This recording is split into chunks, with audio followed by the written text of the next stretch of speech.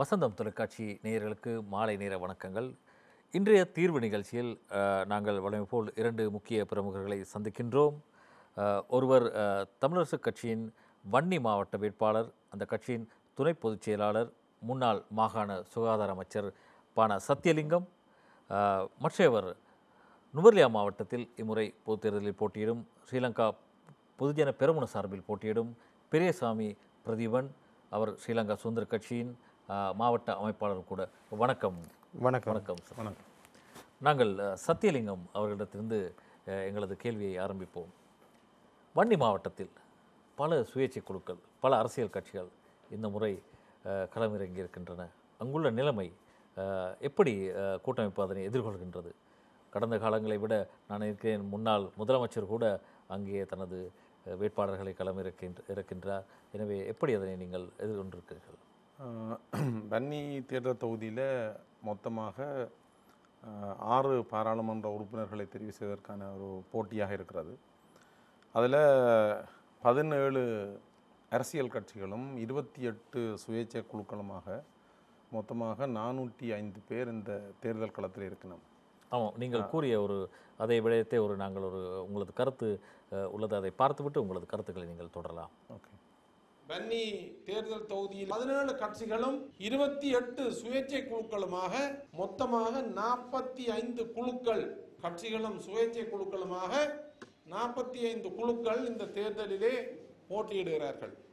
இந்த 6 பாராளுமன்ற உறுப்பினர்களை தெரிவு செய்தெடுப்பதற்காக 405 பேர் இப்போது களத்திலே இருக்கிறார்கள். அதாவது 399 பேர் இந்த களத்திலே இருந்து வெளியேற்றப்பட வேண்டும் அல்லது அவர்கள் தோற்கடிக்கப்பட வேண்டும். இன்று மலையக பகுதிகளை பார்க்கின்ற பொழுதோ தமிழ் மக்களது பிரதிநிதித்துவத்தை இல்லாதொழிப்பதற்காக பல சுயேட்சை குழுக்களை பெரும்பான்மை கட்சிகள் பணத்தை வாரி வழங்கி இப்பொழுது களத்தில் இறங்கி இருக்கின்றார்கள்.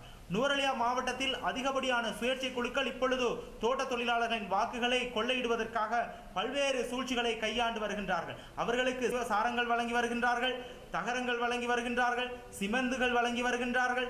அது மட்டுமல்லாமல் பல்வேறு ரீதியில் இலவசங்களை வழங்கி அவர்களுடைய வாக்குகளை சிதைவடைய செய்ய இப்பொழுது முயற்சிக்கின்றார்கள். ஆமாம், இந்த விடயங்களை பற்றி நாங்கள் பேசுவோம். உங்களது கருத்துக்கள் நீங்கள் தொடர்ந்து கூறலாம்.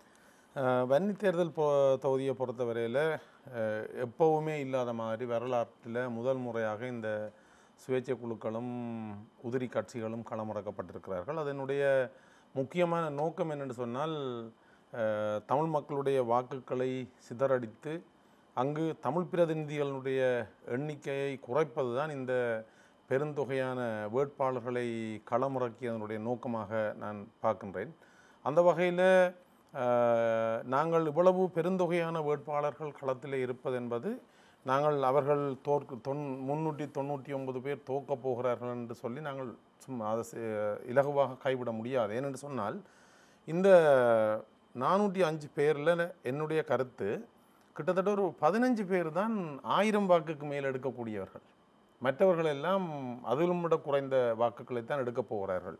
ஆனால் வன்னி தேர்தல் தொகுதியை பொறுத்தவரையில் குறைந்தது ஒரு 20,000 வாக்குகளை பெறக்கூடிய ஒருவர் தான் அங்கு பாராளுமன்ற உறுப்பினராக வர முடியும்.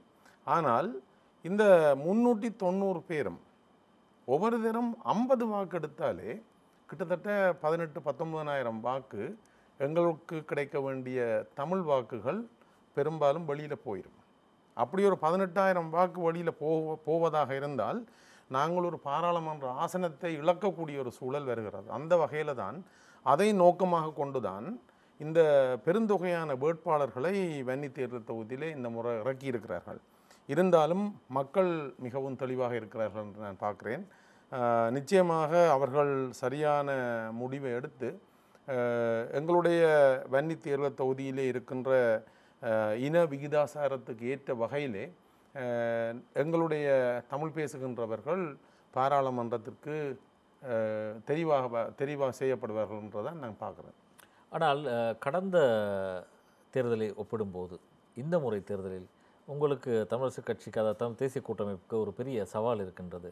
ஏனென்றால் கடந்த காலங்களில் அந்த மாகாணத்தின் பொறுப்பு உங்களிடம் இருந்தது.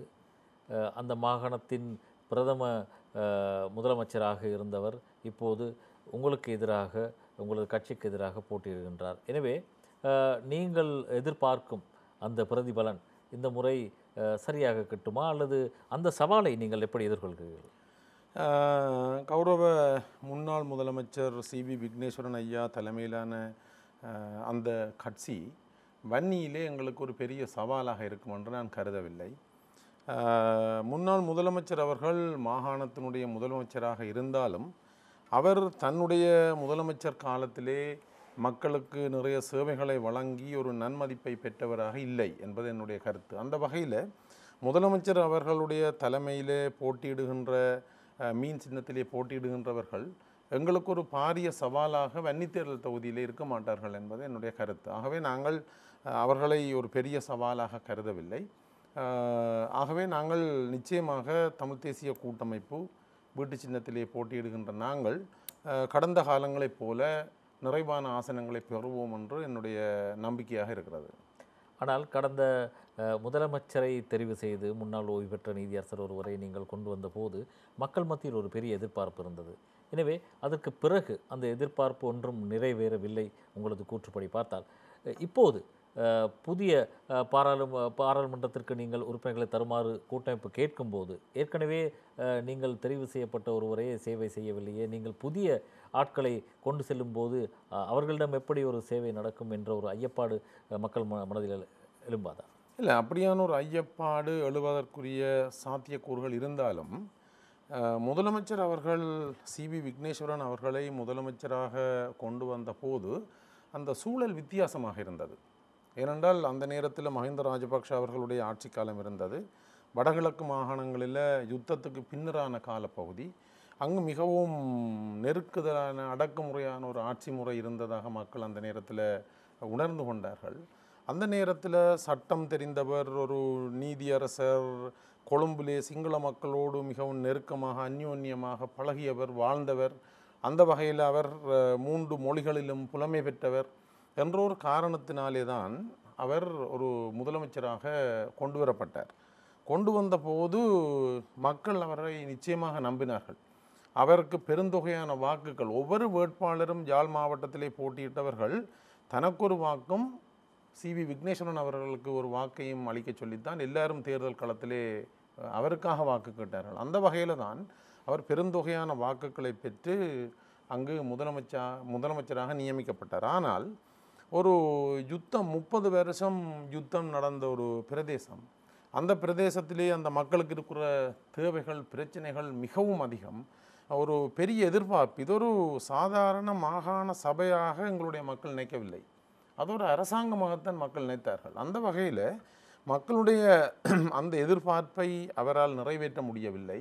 அதே நேரத்தில் அவர் நிறைவேற்றாமைக்குரிய காரணம் அவருடைய தனிப்பட்ட அந்த கொள்ளளவு அல்ல அவற்ற கெப்பாசிட்டி என்பதை மக்கள் நிச்சயமாக புரிந்து கொண்டார்கள். ஏனென்றால் அவர் பல இடங்களிலே காலையில் ஒரு பேச்சு, மாலையில் ஒரு பேச்சு என்ற மாதிரியான ஒரு சூழல் இருந்தது. ஆனபடியினால நான் நினைக்கின்றேன், இப்போது தமிழ் தேசிய கூட்டமைப்பினுடைய வேட்பாளர்களாக வன்னி களத்தில் இருக்கின்றவர்களில் நாங்கள் ஒரு சிலர் தான் புதியவர்கள். மற்றவர்கள் ஒரு முறையேனும் பாராளுமன்றத்தில் இருந்து தங்களுடைய சேவையை அந்த மக்களுக்கு வழங்கியவர்கள். இப்போ என்னை பொறுத்தவரையில் நான் சுகாதார அமைச்சராக இருந்த காலத்திலே எங்களுடைய வடக்கு மாகாணத்திலே ஒரு பாரிய சுகாதார புரட்சியை நாங்கள் ஏற்படுத்தியிருக்கிறோம். அதில் எங்களுடைய வன்னி மாவட்டங்களும் நிறைவாகவே பயனடைந்திருக்கிறார்கள். ஆனால் அந்த மாகாண சபைக்கு மத்திய அரசிலிருந்து வந்த நிதி பெருமளவில் திருப்பி செலவழிக்கப்படாமல் மத்திய அரசுக்கே அனுப்பப்படும் ஒரு பரிதாப நிலையும் ஏற்பட்டதல்லவா? இல்லை, அதில் நான் அதை நிச்சயமாக ஏற்றுக்கொள்ளவில்லை. என்று சொன்னால் என்னுடைய அமைச்சை பொறுத்தவரையில் 1% நாங்கள் திருப்பி அனுப்பவில்லை. ஆனால் ஒரு பிரச்சனை நிர்வாகம் செய்யும் போது எங்களுக்கு இருந்தது என்னென்னு சொன்னால், பட்ஜெட் ஒன்றில் மாகாண சபைக்கு ஒதுக்கப்படுகின்ற நிதி இவ்வளவு மில்லியன்கள் என்று இருக்கின்றது. ஆனால் அது ஒரு ஒதுக்கீடாக இருக்கிறதை ஒழிய பணமாக மாகாண சபைக்கு அது விடுவிக்கப்படும் காலம் பெரும்பாலும் 5ஆம் 6ஆம் மாதங்களிலே தான் அந்த பணம் மாகாண சபைக்கு விடுவிக்கப்படுகிறது. ஆகவே எங்களுடைய அபிவிருத்தி செயற்பாடுகளை தொடங்குகின்ற காலம் பிந்தி போகிறபடியினால் அந்த குறிப்பிட்ட வருடத்துக்குள் அந்த நிதி முழுமையாக பயன்படுத்தப்பட முடியாத ஒரு சூழ்நிலை வரும்போது அந்த மாகாண திரைசேரியிலே இருந்து அடுத்த வருட ஆரம்பத்திலே ஜனவரி பிப்ரவரி மாதங்களில் அது முற்று முழுதாக பயன்படுத்தப்பட்டது தான் உண்மை. ஆனால் பத்திரிகைகளிலே பெரும்பாலான விமர்சனம் இருந்தது என்று சொன்னால், இந்த மாகாண சபையிலே 8ஆம் மாதம் 9ஆம் மாதத்தில் இருந்த ப்ரோக்ரஸ் கிட்டத்தட்ட ஒரு 50% இருக்கிறது. டிசம்பரில் வரும்போது 99% இருக்கிறது. இது எப்படி சாத்தியமாகும் என்று. ஆனபடியினால இந்த பணம் பிந்தி செலவழிக்கப்பட ஆரம்பித்தாலும் வேலை திட்டங்கள் முதலே முடிந்தபடியினால இறுதி நேரத்திலே இந்த பணம் முழுக்க செட்டில் பண்ணப்படுகிறது. ஆகவே இந்த நிதி திருப்பி அனுப்பப்பட்டது என்பது ஒரு அப்பட்டமான பொய்ப்பிராச்சாரமாக தான் நான் பார்க்குறேன். அப்படி பெரிய அளவில் நிதி திரும்பி மத்திய அரசாங்கத்துக்கு திருப்பி அனுப்பப்பட்டது என்பது ஏற்றுக்கொள்ளக்கூடிய. அப்படியானால் சிவி விக்னேஸ்வரன் தனது பதவிக்காலத்தில் நல்லபடியாக சேவையாற்றியிருக்கிறார். இல்லை, நாங்கள் எதிர்பார்த்த விடயங்கள் என்பது என்னன்னு சொன்னால், ஒரு நீண்டகால யுத்தத்தில் பாதிக்கப்பட்ட ஒரு பிரதேசம் என்பது நிச்சயமாக மத்திய அரசாங்கம் தருகின்ற பணத்தை பாக்கெட் மணி செலவழித்த மாதிரி அதை செலவழித்து போட்டு நான் தந்த காசு எல்லாத்தையும் செலவழித்து போட்டேன் என்று சொல்கிறது இல்லை அங்கத்திய நிர்வாகத்தினுடைய அல்ல அரசியல் தலைமையினுடைய வேலை என்று நான் நினைக்கின்றேன். அரசாங்கம் மத்திய அரசால் விடுவிக்கப்படுகின்ற பணம் எங்களுக்கு மிகவும் சிறிய அளவு பணம். ஆனால் எங்களுடைய மக்களுக்கு இருக்கின்ற தேவை மிக அதிகமானது.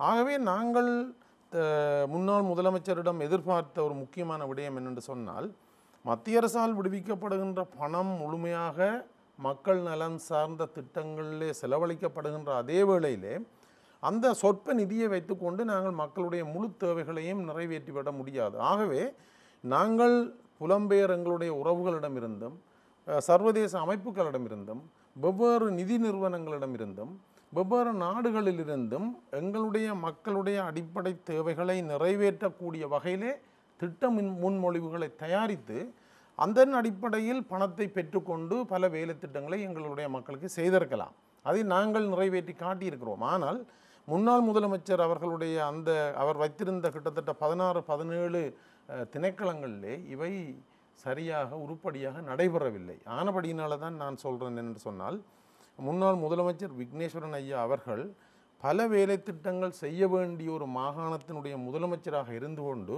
ஒரு சரியான தலைமைத்துவத்தை இந்த மாகாண சபைக்கு வழங்கவில்லை என்றதான் எங்கள் எல்லோருடைய ஆதங்கமாக இருக்கிறது. ஆமாம், நாங்கள் தொடர்ந்து பேசுவோம். தொலைபேசி இலக்கத்தை அறிவித்துவிட்டு நாங்கள் உரையாடுவோம். 0112774423 0112774422. நாங்கள் நுவரெலியா மாவட்டத்திற்கு அடுத்த கேள்வியை திருப்போம். பிரதீபன், அங்கே நுவரெலியா மாவட்டத்திலும் இதே போன்ற ஒரு நிலைவு தான். நிறைய சுயேட்சை குழுக்கள், நிறைய அரசியல் கட்சிகள், ஸ்ரீலங்கா பொதுஜன பெரமுன கூட தனியாகவும் சுதந்திர கட்சி தனியாக போட்டு, ஏன் அங்குள்ள நிலைமை எப்படி இருக்கின்றது? உண்மையில் இந்த நாடாளுமன்ற தேர்தலை பார்ப்பதை ஒரு பக்கம் வைத்துவிட்டு நாங்கள் பார்க்கலாம் 2015ஆம் ஆண்டு இடம்பெற்ற ஜனாதிபதி தேர்தலின் போது. 2015ஆம் ஆண்டு ஜனாதிபதி தேர்தலின் போது முன்னாள் ஜனாதிபதி மஹிந்த ராஜபக்ஷ அவர்களை தோல்வியடைய செய்வதற்காக சர்வதேச ரீதியில் பல அரசு சார்பற்ற அமைப்புகள், சிவில் அமைப்புகள் பல்வேறு கோணங்களில் பல இடங்களில் பல்வேறு செயற்பாடுகளை முன்னெடுத்து சிறுபான்மை மக்களது வாக்குகளை திசை திருப்பி கௌரவ மஹிந்த ராஜபக்ஷ அவர்களை தோல்வியடைய செய்திருந்தார்கள். இது இவ்வாறு இருக்கின்ற பொழுது இதே போன்ற ஒரு நிலைதான் மீண்டும் உருவாகி இருக்கின்றது. ஏனென்று சொன்னால், இந்த நல்லாட்சி காலத்தில் 2015ஆம் ஆண்டு தேர்தலில் சிவில் அமைப்புகள் இதே போன்று பல்வேறு அரசு சார்பற்ற அமைப்புகள் இணைந்து மஹிந்த ராஜபக்ஷ அவர்களுடைய வெற்றியை தோல்வியடைய செய்த அந்த சூழ்ச்சிகரமான செயற்பாடு மீண்டும் மலையகத்துக்குள் உருவெடுத்திருக்கின்றது. இதற்கு அடுத்தபடியாகத்தான் இப்பொழுது பல சுயேட்சை குழுக்களை அவர் களத்திலே இறக்கியிருக்கின்றார். இதற்கு ஒரு பிரதான காரணம் என்னவென்று சொன்னால், ஜனாதிபதி தேர்தலில் நுவரெலியா மாவட்டத்தில் கடைசியாக நடைபெற்று முடிந்த ஜனாதிபதி தேர்தலில் நுவரெலியா மாவட்டத்தில் ஸ்ரீலங்கா பொதுஜன பெரமுன தோல்வியடைந்திருந்தது. ஆனால் இப்பொழுது அதில் பல்வேறு மாற்றங்கள் ஏற்பட்டிருக்கிறது. ஏனென்று சொன்னால், 2015ஆம் ஆண்டு ஆட்சியில் இருந்த பிரதமர், குறிப்பாக நாங்கள் ஜனாதிபதியை குற்றம் சுமட்ட முடியாது. ஏனென்று சொன்னால், ஜனாதிபதி அவர்களை வைத்து ரணில் விக்ரமசிங்க அவர்கள் பல்வேறு கபட நாடகங்களை ஆடி தமிழ் மக்களை ஏமாற்றியதினால் இப்பொழுது தமிழ் மக்கள் மத்தியிலே பல்வேறு ஒரு விழிப்புணர்வு செயற்பாடு அங்கு உருவாக்கப்பட்டிருக்கிறது. அந்த அடிப்படையை பார்க்கின்ற பொழுது இப்பொழுது நுவரெலியா மாவட்டத்தில் ஸ்ரீலங்கா பொதுஜன பெரமுன வெற்றி பெறுவதற்கான வாய்ப்புகள் அதிகமாகவே காணப்படுகிறது. அதிக ஆசனங்களை நாங்கள் நுவரெலியா மாவட்டத்திலே பெற்றுக்கொள்ளக்கூடிய ஒரு சூழ்நிலை இருக்கின்றது. இது இவ்வாறு இருக்கின்ற பொழுது இந்த வாக்குகளை எவ்வாறு சிதைவடைய செய்யலாம் என்பதற்காக ஒரு யுத்தியை கையாளுகின்றார்கள் இந்த சிவில் அமைப்புகள். திரும்பவும் இந்த சிவில் அமைப்புகள் இப்பொழுது மீண்டும் மலையகத்துக்குள் வந்து பல்வேறு சுயேட்சை குழுக்களை களத்தில் விட்டிருக்கின்றார்கள். இங்கே சசிகுமார் ராகலையிலிருந்து எங்களது வசந்தம் தொலைக்காட்சி முகநூலில் ஒரு கேள்வியை கேட்கின்றார். இலங்கை தொழிலாளர் காங்கிரஸ் நீண்ட காலமாக இந்த ஆட்சிக்கு ஒரு ஆதரவை வழங்கி வருகின்றது. அந்த சமயத்தில் நீங்கள் சதாசிவம், பிரபாகரன் போன்ற ஆட்கள் அங்கே போட்டியிடும் போது வாக்குகள் பிரிவடைந்து உறுப்பினர் தெரிவை பாதிக்காதா என்று ஒருவர் கேட்கின்றார். அங்கு கேட்கின்றவர் என்னென்று சொன்னால், இலங்கை தொழிலாளர் காங்கிரஸ் ஒரு பங்காளி கட்சியாக ஸ்ரீலங்கா பொதுஜன பெரமுனவில் உள்வாங்கி இருக்கின்றது. இது இவ்வாறு இருக்கின்ற பொழுது பங்காளி கட்சிகள் வருகின்ற பொழுது ஸ்ரீலங்கா பொதுஜன பெரமுன என்பது ஒரு தமிழ் மக்களையும் பிரதிநிதித்துவப்படுத்துகின்ற, தமிழ் பிரதிநிதிகளையும் பிரதிநிதித்துவப்படுத்துகின்ற ஒரு கட்சி. அந்த அடிப்படையில் கட்சியிலே தமிழ் பிரதிநிதித்துவத்தை நேரடியாக பெற்றுக்கொள்ளும் பங்காளி கட்சிகள் ஒத்துழைப்பு எங்களுக்கு வேண்டும் தான். அந்த ஒத்துழைப்பின் ஒரு பக்கம் இருக்கின்ற பொழுது நேரடியாக தமிழ் பிரதிநிதித்துவத்தை ஸ்ரீலங்கா பொதுஜன பெரமுன பெற்றுக்கொள்ள வேண்டும், மக்களுடைய எதிர்பார்ப்பு அவ்வாறாக இருக்கின்றது என்ற அடிப்படையில் தான் நேரடியாக தமிழ் வேட்பாளர்கள் 3 இந்த தேர்தல் களத்திலே இருக்கின்றோம். அங்கே முக்கியமான பிரச்சனை இந்த தோட்ட தொழிலாளர்களுக்குரிய சம்பள பிரச்சனை. உங்களது பார்வையில் அதற்கான தீர்வு உங்களது கொள்கை திட்டத்தில் இருக்கின்றதா? நீங்கள் என்ன செய்ய போகிறீர்கள்? ஆமாம், இந்த சம்பள விடயத்துக்கு முன்பதாக நான் முன்பு கூறிய அந்த விடயத்தில் ஒரு விடயத்தை விட்டுவிட்டேன். நீங்கள் கூறிய ஒரு கருத்தையும் பார்த்துவிட்டு நீங்கள் தொடர்ந்து உரையாடலாம். இன்று மலையகத்தில் இருக்கின்ற அரசியல் தலைவர்கள் கூறுகின்றார்கள், நான் வீடு கட்டி தருகின்றேன், கடந்த காலங்களிலே இத்தனை வீடுகள் கட்டப்பட்டது என்று சொல்லி. மலையகத்திலே வீடுகள் கட்டுவதன் மூலம் மலையக பெருந்தோட்ட மக்களது அனைத்து பிரச்சனைகளும் தீர்ந்து விட்டதா என்பதை நாங்கள் சிந்தித்தாக வேண்டும். அதோடு பெருந்தோட்ட மக்களுக்கு 1000 ரூபாய் சம்பள அதிகரிப்பை பெற்றுத் தருகிறோம் என்று தொடர்ச்சியாக கூறி வருகின்றார்கள். இதையே ஒவ்வொரு வேட்பாளர்களும் இப்பொழுது கட்சி மேடைகளிலே கூறுகின்றார்கள். தொழிலாளர்களுக்கு 1000 ரூபாய் சம்பள அதிகரிப்பு மட்டுமா இப்பொழுது பிரச்சனையாக இருக்கின்றது? அவர்களுக்கு எவ்வளவு உரிமை சார்ந்த பிரச்சனைகள் இங்கு மலையகத்திலே காணப்படுகின்றது? ஆமாம், நீங்கள் தொடர்ந்து உரையாடலாம். உண்மையில் இவ்வாறு இந்த சுயேட்சை குழுக்களை சில பெரும்பான்மை இனத்தவரும், அதாவது தமிழ் பிரதிநிதித்துவத்தை இல்லாதொழிப்பதற்காக ஸ்ரீலங்கா பொதுஜன பெரமுனவுக்கு எதிராக செயற்படுகின்ற பெரும்பான்மை சக்திகளும், அது மட்டுமல்லாமல் இந்த சிவில் அமைப்புகளும் நுவரெலியா மாவட்டம் 3/2 பெரும்பான்மையை ஸ்ரீலங்கா பொதுஜன பெரமுன பெற்றுக்கொள்வதற்கு மிகவும் ஒரு முக்கிய மாவட்டமாக இப்பொழுது கணிப்பில் இருக்கின்றது. இதை சீர்குலைவு செய்வதற்காகவே இவர்கள் இவ்வாறு சுயேட்சை குழுக்களை களத்தில் இறக்கி கிட்டத்தட்ட 275 வேட்பாளர்கள் 8 உறுப்பினர்களை தெரிவு செய்வதற்கு நுவரெலியா மாவட்டத்திலே போட்டியிடுகின்றார்கள். இதில் பார்க்கின்ற பொழுது சிறுபான்மை மக்களை பிரதிநிதித்துவப்படுத்துகின்ற வேட்பாளர்கள் அடிப்படையில் கிட்டத்தட்ட 240க்கும் மேற்பட்ட தமிழ் வேட்பாளர்கள் களத்தில் இருக்கின்றார்கள். எனவே இவ்வாறான ஒரு நிலையில் தமிழ் மக்களது வாக்குகள் சிதைவடைந்து செல்கின்ற பட்சத்தில் உண்மையில் சுயேட்சை குழுக்களினால் ஒரு ஆசனமேனும் பெற்றுக்கொள்ள முடியாது. 1000க்கு குறைந்த வாக்குகளை இந்த சுயாதீன குழுக்கள் பெற்றுக்கொள்ளப் போகின்றது. இவ்வாறு இருக்கின்ற பொழுது இந்த மக்களுடைய தமிழ் மக்களது வாக்குகளை சிதைவடைய செய்து ஸ்ரீலங்கா பொதுஜன பெற்றுக்கொள்ளக்கூடிய ஆசனங்களை தொகையை குறைத்து 3/2 பெரும்பான்மை பெற்றுக்கொள்வதில் ஒரு பிரச்சனை உருவாக்குவதற்காக செயற்படுகின்றார்கள். எனவே நுவரெலியாவில் இருக்கின்ற எங்கள் மக்கள் விழிப்புடன் செயற்பட வேண்டும். அதற்கு அடுத்தபடியாக இன்று இந்த சம்பள விடயம் தொடர்பாக நான் பல்வேறு கருத்துக்களை கூறி வருகின்றேன். ஏனென்று சொன்னால் நுவரெலியா மாவட்டத்தில் மட்டுமல்லாமல் மலையகத்திலே போட்டியிடுகின்ற பிரதான கட்சிகளின் வேட்பாளர்கள் அனைவரும் எல்லா அரசியல் மேடைகளும் தெரிவிக்கின்ற ஒரே விடயம் இந்த 1000 ரூபாய் சம்பள விடயம். மலையகத்திற்கு இந்த 1000 ரூபாய் சம்பளம் விடயம்தான் பிரச்சனையா? ஏனென்று சொன்னால் ஒவ்வொரு தேர்தலும் இதை நடந்து முடிந்த ஒவ்வொரு தேர்தல் மேடைகளிலும், இந்த தேர்தல் மட்டுமல்ல, இதுக்கு ஜனாதிபதி தேர்தல், இதற்கு முன்பு நடைபெற்ற பல்வேறு தேர்தல் மேடைகளில் அவர்கள் கூறி வருகின்ற ஒரே ஒரு விடயம், தோட்ட தொழிலாளர்களுக்கு 1000 ரூபாய் சம்பள அதிகரிப்பு பெற்றுத் தருகிறோம் என்று சொல்லி. இந்த 1000 ரூபாய் சம்பள அதிகரிப்பும் வீட்டு பிரச்சனையும் மட்டுமல்ல மலையகத்துக்கு இருக்கின்ற பிரச்சனை. ஏன் மலையகத்திற்கு இப்பொழுது தேயிலை அழிந்து வருகின்றது. இதற்கு மாற்று சக்தியாக மலையகத்துக்கு நாங்கள் எண்ணத்தை உருவாக்கப் போகின்றோம். பிரதீபன், உங்களது கருத்துக்கள் நீங்கள் கூறலாம். ஒரு தொலைபேசி அழைப்பு ஒன்று காத்திருக்கின்றது நீண்ட நேரமாக. வணக்கம். ஹலோ சார், வணக்கம் சார். யார் பேசுறீங்க? நான் டெல்டர் பதவியிலிருந்து சிவகுமார் பேசுறேன். சொல்லுங்க சிவகுமார், உங்களோட கேள்வி கேட்கலாம். இந்த நுவரெலியா மாவட்டத்தில் போட்டியிடுறாரு மொட்டிசினத்தில் அவரோட கொஞ்சம் பேசுறேன். நீங்க உங்களோட கேள்வி கேட்கலாம். வணக்கம் சார். வணக்கம் வணக்கம், சொல்லுங்க. நீங்க கேள்விப்பீங்க சார், இந்த மலைநாட்டு மக்களுக்கு வந்து சம்பள பிரச்சனை மட்டும்தான் நிறைய இருக்கு. ஆமா, உண்மைதான் சார். ஆனா உங்களுக்கு முன்னுக்கு நூறு மாவட்டத்துல நீங்க ரெண்டு அந்த கட்சியில இருந்து பார்லிமெண்ட் தெரிவிச்சதுக்கு பிறகு சம்பளத்தை நிச்சயமா நீங்க கூட்டி கொடுத்தீங்களா சார்? அதாவது அதிகரித்து கொடுத்துருக்கீங்களா சார் சம்பளத்தை 1000 ரூபாய்? இல்லை, நிச்சயமாக ஸ்ரீலங்கா பொதுஜன பெரமுன நுவரெலியா மாவட்டத்தில் மட்டுமல்லாமல் ஏனைய சகல மாவட்டங்களிலும் வெற்றி பெற்று 3/2 பெரும்பான்மையை பெற்றுக்கொள்ளும். அவ்வாறு பெற்றுக்கொள்கின்ற பொழுது நிச்சயம் தோட்ட தொழிலாளர்களுக்கு 1000 ரூபாய் சம்பள அதிகரிப்பு கிடைக்கும். எனக்கு மக்கள் நுவரெலியாவில் வாக்களித்து என்னை பார்லமெண்ட்டுக்கு தெரிவு செய்வார்களானால் எனது முதலாவது கோரிக்கையாக அரசாங்கத்துக்கு அழுத்தத்தை பிரயோகித்து தோட்ட தொழிலாளர்களுக்கு 1000 ரூபாய் சம்பள அதிகரிப்பை பெற்றுக் கொடுப்பதற்கு உறுதியாக செயற்படுவேன். ஆமாம், நீங்கள் கூறிய கருத்துக்களை நீங்கள் தொடர்ந்து. ஆமாம், என்னென்று சொன்னால் இன்று மலையகத்தை பார்க்கின்ற பொழுது இந்த 1000 ரூபாவும் வீட்டு பிரச்சனையும் அல்ல, அங்கு பிரச்சனையாக இருக்கின்றது. அங்கு கல்வி நிலையிலே பாரிய வீழ்ச்சி காணப்படுகின்றது. ஏனைய மாவட்டங்களை நாங்கள் ஒப்பிட்டு பார்க்கின்ற பொழுது நுவரெலியா மாவட்டத்தினுடைய கல்வி வீழ்ச்சி மிகவும் கல்வியினுடைய வளர்ச்சி மிகவும் வீழ்ச்சியாகவே காணப்பட்டு கொண்டிருக்கின்றது. அது மட்டுமல்லாமல் அங்கு இருக்கின்ற சுகாதார நடைமுறைகள், தொழில் வாய்ப்பு, இதெல்லாம் பல்வேறு ஒரு சிக்கல்கள் இருக்கின்றன. இதை குறித்து எந்த ஒரு அரசியல் மேடைகளிலும் அங்கு காணப்படவில்லை. எந்த அரசியல் மேடையில் யார் சென்றாலும் 1000 ரூபாய் சம்பள அதிகரிப்பை தொழிலாளர்களுக்கு பெற்றுத் தருகிறோம், உங்களுக்கு வீடு கட்டி கொடுத்திருக்கின்றோம், வீடு கட்டித் தருகின்றோம், இவ்வாறான வாக்குறுதிகளே அங்கு வழங்கப்படுகின்றது. எனவே என்னுடைய தீர்மானமாக இருக்கின்றது, பெருந்தோட்ட மக்களுக்கு வீடுகள் தேவை. அதே போல 1000 ரூபாய் சம்பள அதிகரிப்பு மட்டும் தேவையல்ல, 1000 ரூபாவை கடந்தும் இந்த காலத்துக்கு ஏற்ற பொருளாதார சூழ்நிலைக்கு ஏற்றவாறு அவருடைய சம்பள அதிகரிப்பை பெற்றுக் கொடுப்பது மட்டுமல்லாமல் இந்த எங்களுடைய தொழிலாளர்களை அரசு துறை சார்ந்தவர்களாக அவர்களையும் தரம் உயர்த்த வேண்டும். அது மட்டுமல்லாமல் அந்த லயன் அறைகளை மாற்றி வேறு ரீதியான ஒரு கிராமமயமான ஒரு சூழ்நிலை மலையகத்தில் உருவாக்க வேண்டும்.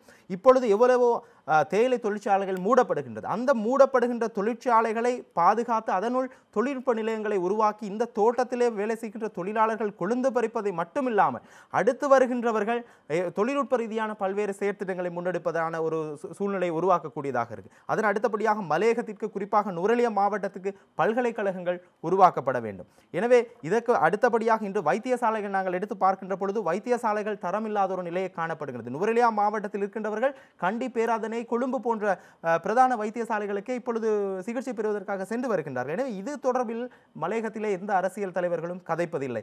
இவற்றை எல்லாம் நாங்கள் உணர்ந்து கொண்டு ஏனைய கொழும்பு, கண்டி மாவட்டங்களை போன்று அங்கிருக்கின்ற மக்கள் எந்த ரீதியில் வாழ்ந்து கொண்டிருக்கின்றார்கள், பொருளாதாரமாக இருக்கலாம் அல்லது ஏனைய சுகாதார நடைமுறைகளாக இருக்கலாம், அவருடைய வாழ்வாதார செயற்பாடுகள் எவ்வாறு அபிவிருத்தி அடைந்திருக்கின்றது, இதே போன்று நுவரெலியா மாவட்டத்தில் இருக்கின்ற மக்களுடைய எதிர்கால நடைமுறைகள் மாற வேண்டும் என்பது என்னுடைய ஒரு நோக்காக இருக்கின்றது. எனவே அனைத்து மாவட்டங்களுக்கு நிகராக நுவரெலியா மாவட்டத்தை தரம் உயர்த்துவதே எங்களுடைய ஒரு பிரதான ஒரு குறிக்கோளாக இருக்கின்றது. இலங்கையில் இருக்கின்ற மாவட்டங்களை பார்க்கின்ற பொழுது மிகவும் ஒரு சிக்கலுக்குரிய ஒரு மாவட்டமாக, குறிப்பாக சிறுபான்மை மக்கள், தமிழ் மக்கள் செறிந்து வாழ்கின்ற மாவட்டங்களில் நுவரெலியா மாவட்டத்தில் பல்வேறு சிக்கல்கள் காணப்படுகிறது. இவற்றை நாங்கள் உணர்ந்து எதிர்காலத்திலே ஒரு மாற்றத்தை உருவாக்க வேண்டும் என்பதுதான் என்னுடைய ஒரு எதிர்பார்ப்பாக இருக்கின்றது. ஆனால் கடந்த ஆட்சி காலத்தில் தமிழ் முற்போக்கு கூட்டணியின் அமைச்சர், இராஜாங்க அமைச்சர்மார், நாடாளுமன்ற உறுப்பினர்கள் இதே நீங்கள் கூறிய பல விடயங்களை அங்கு செய்திருக்கிறார்கள் அல்லவா? வீடமைப்பு மற்றும் வேலைவாய்ப்பு மற்றும் அடிப்படை வசதிகள். கடந்த நல்லாட்சி அரசாங்கத்திலே அவர்கள் வீடு கட்டினார்கள். நல்லாட்சி அரசாங்கத்தில் எதற்காக வீடு கட்டினார்கள் என்று பார்க்க வேண்டும் என்று சொன்னால், அவர்கள் அங்கு அந்த வீடு கட்டுவதன் மூலம் கமிஷன் பெற்றுக்கொள்வதற்காகவே வீடுகள் கட்டப்பட்டது. ஏனென்று சொன்னால் மலையகத்திலே நல்லாட்சி அரசாங்கத்திலே கட்டப்பட்ட வீடொன்றுக்கு கிட்டத்தட்ட 11 லட்சம் ரூபாய் வரை நிதி ஒதுக்கீடு செய்யப்பட்டிருக்கின்றது. அங்கு மலையகத்திலே கட்டப்பட்டிருக்கின்ற வீடுகள் பூர்த்தி செய்யப்படவில்லை. சில வீடுகளுக்கு மின்சாரம் இன்னும் வழங்கப்படவில்லை, சில வீடுகளுக்கு மலசல கூடங்கள் கட்டப்படவில்லை, அங்கு குடிநீர் வழங்கப்படவில்லை, அந்த வீடுகள் முழுமையாக பூரணப்படுத்தவில்லை. கிட்டத்தட்ட வழங்கப்பட்டுள்ள 11 லட்சம் நிதியை கொண்டு அங்கு செலவழிக்கப்பட்டிருக்கிறது 3-4 லட்சங்களே. உண்மையிலே பார்க்கின்ற பொழுது அவர்கள் ஒரு பக்கம் சேவை செய்திருக்கின்றார்கள் என்பதை கூறுவதை விட கட்டப்பட்ட வீடுகளிலே கமிஷன் தான் அங்கு பெறப்பட்டிருக்கின்றது. அது மட்டுமல்லாமல் அந்த நல்லாட்சி அரசாங்கத்திலே வீடு கட்டினவர்கள் அவர்களுடைய கட்சி சார்ந்தவர்கள். அவர் எல்லாத்தையும் விட அந்த கட்சி சார்ந்த ஒருவருக்கு தன்னுடைய மனைவிக்கு ஒரு வீடு, ஒரு மனைவியாக இருந்தாலும் பரவாயில்லை, 2-3 மனைவிகளுக்கும் வேறு வேறு வீடுகளும், அவர்களுடைய எதிர்காலத்திலே வரப்போகின்ற வாரிசுகளுக்கும் வீடுகளும் இவ்வாறு கட்டப்பட்டிருக்கிறது. உண்மையிலே யாருக்கு வீடு வழங்க வேண்டுமோ அவர்களுக்கு அந்த நல்லாட்சி அரசாங்கத்திலே வழங்கப்படவில்லை. தங்களது சொந்தக்காரர்களும் கட்சிக்காரர்களுக்குமே கட்சி பாகுபாடு அடிப்படையிலே வீடு கட்டப்பட்டிருக்கின்றது. எனவே இந்த நல்லாட்சி அரசாங்கத்திலே கட்டப்பட்ட வீடுகளின் மூலம் மலையகத்திலே வீட்டு பிரச்சனைக்கான தீர்வு எட்டப்படவில்லை என்பதுதான் உண்மை. ஆமாம், தொடர்ந்து நாங்கள் உரையாடுவோம். ஒரு தொலைபேசி அழைப்பு ஒன்று நீண்ட நேரம் காத்திருக்கின்றது. வணக்கம். வணக்கம். யார் பேசுறீங்க? வவுனியா இருந்து மகேந்திரன் கேட்கிறேன். உங்களது கேள்வியை கேளுங்க மகேந்திரன். அந்த லிங்கன் அவரோட தோழரை கைக்கணும். இவ்வளவு காலமா ஆளுங்கட்சியோட சேராத இந்த கட்சி. உங்களது தொலைக்காட்சியின் சத்தத்தை சற்று குறைத்துவிட்டு பேசினால் தெளிவாக இருக்கும் மகேந்திரன். ஹலோ. இவ்வளவு காலமாக ஆளுங்கட்சியில் சேராத கட்சி இப்போது இந்த மக்களை திசை திருப்பி இப்ப ஆளுங்கட்சியோட சேர்றதுக்கு காரணம் என்ன? எந்த கட்சி? இப்போ நீங்க தொடர்ந்து இவ்வளவு காலமா எங்களை சொன்னீங்க, நாங்கள் இதை உங்களோட கட்சியோட சேர மாட்டோம் என்று. இப்போது இல்லை, உங்களோட கேள்வி தெளிவில்லாமல் இருக்கிறது. தமிழ் தேசிய கூட்டமைப்பு இப்போது இருக்கின்ற ஆளுங்கட்சியோடு எப்பவும் சேரவில்லை, சேர போறோம் என்று சொல்லவும் இல்லை.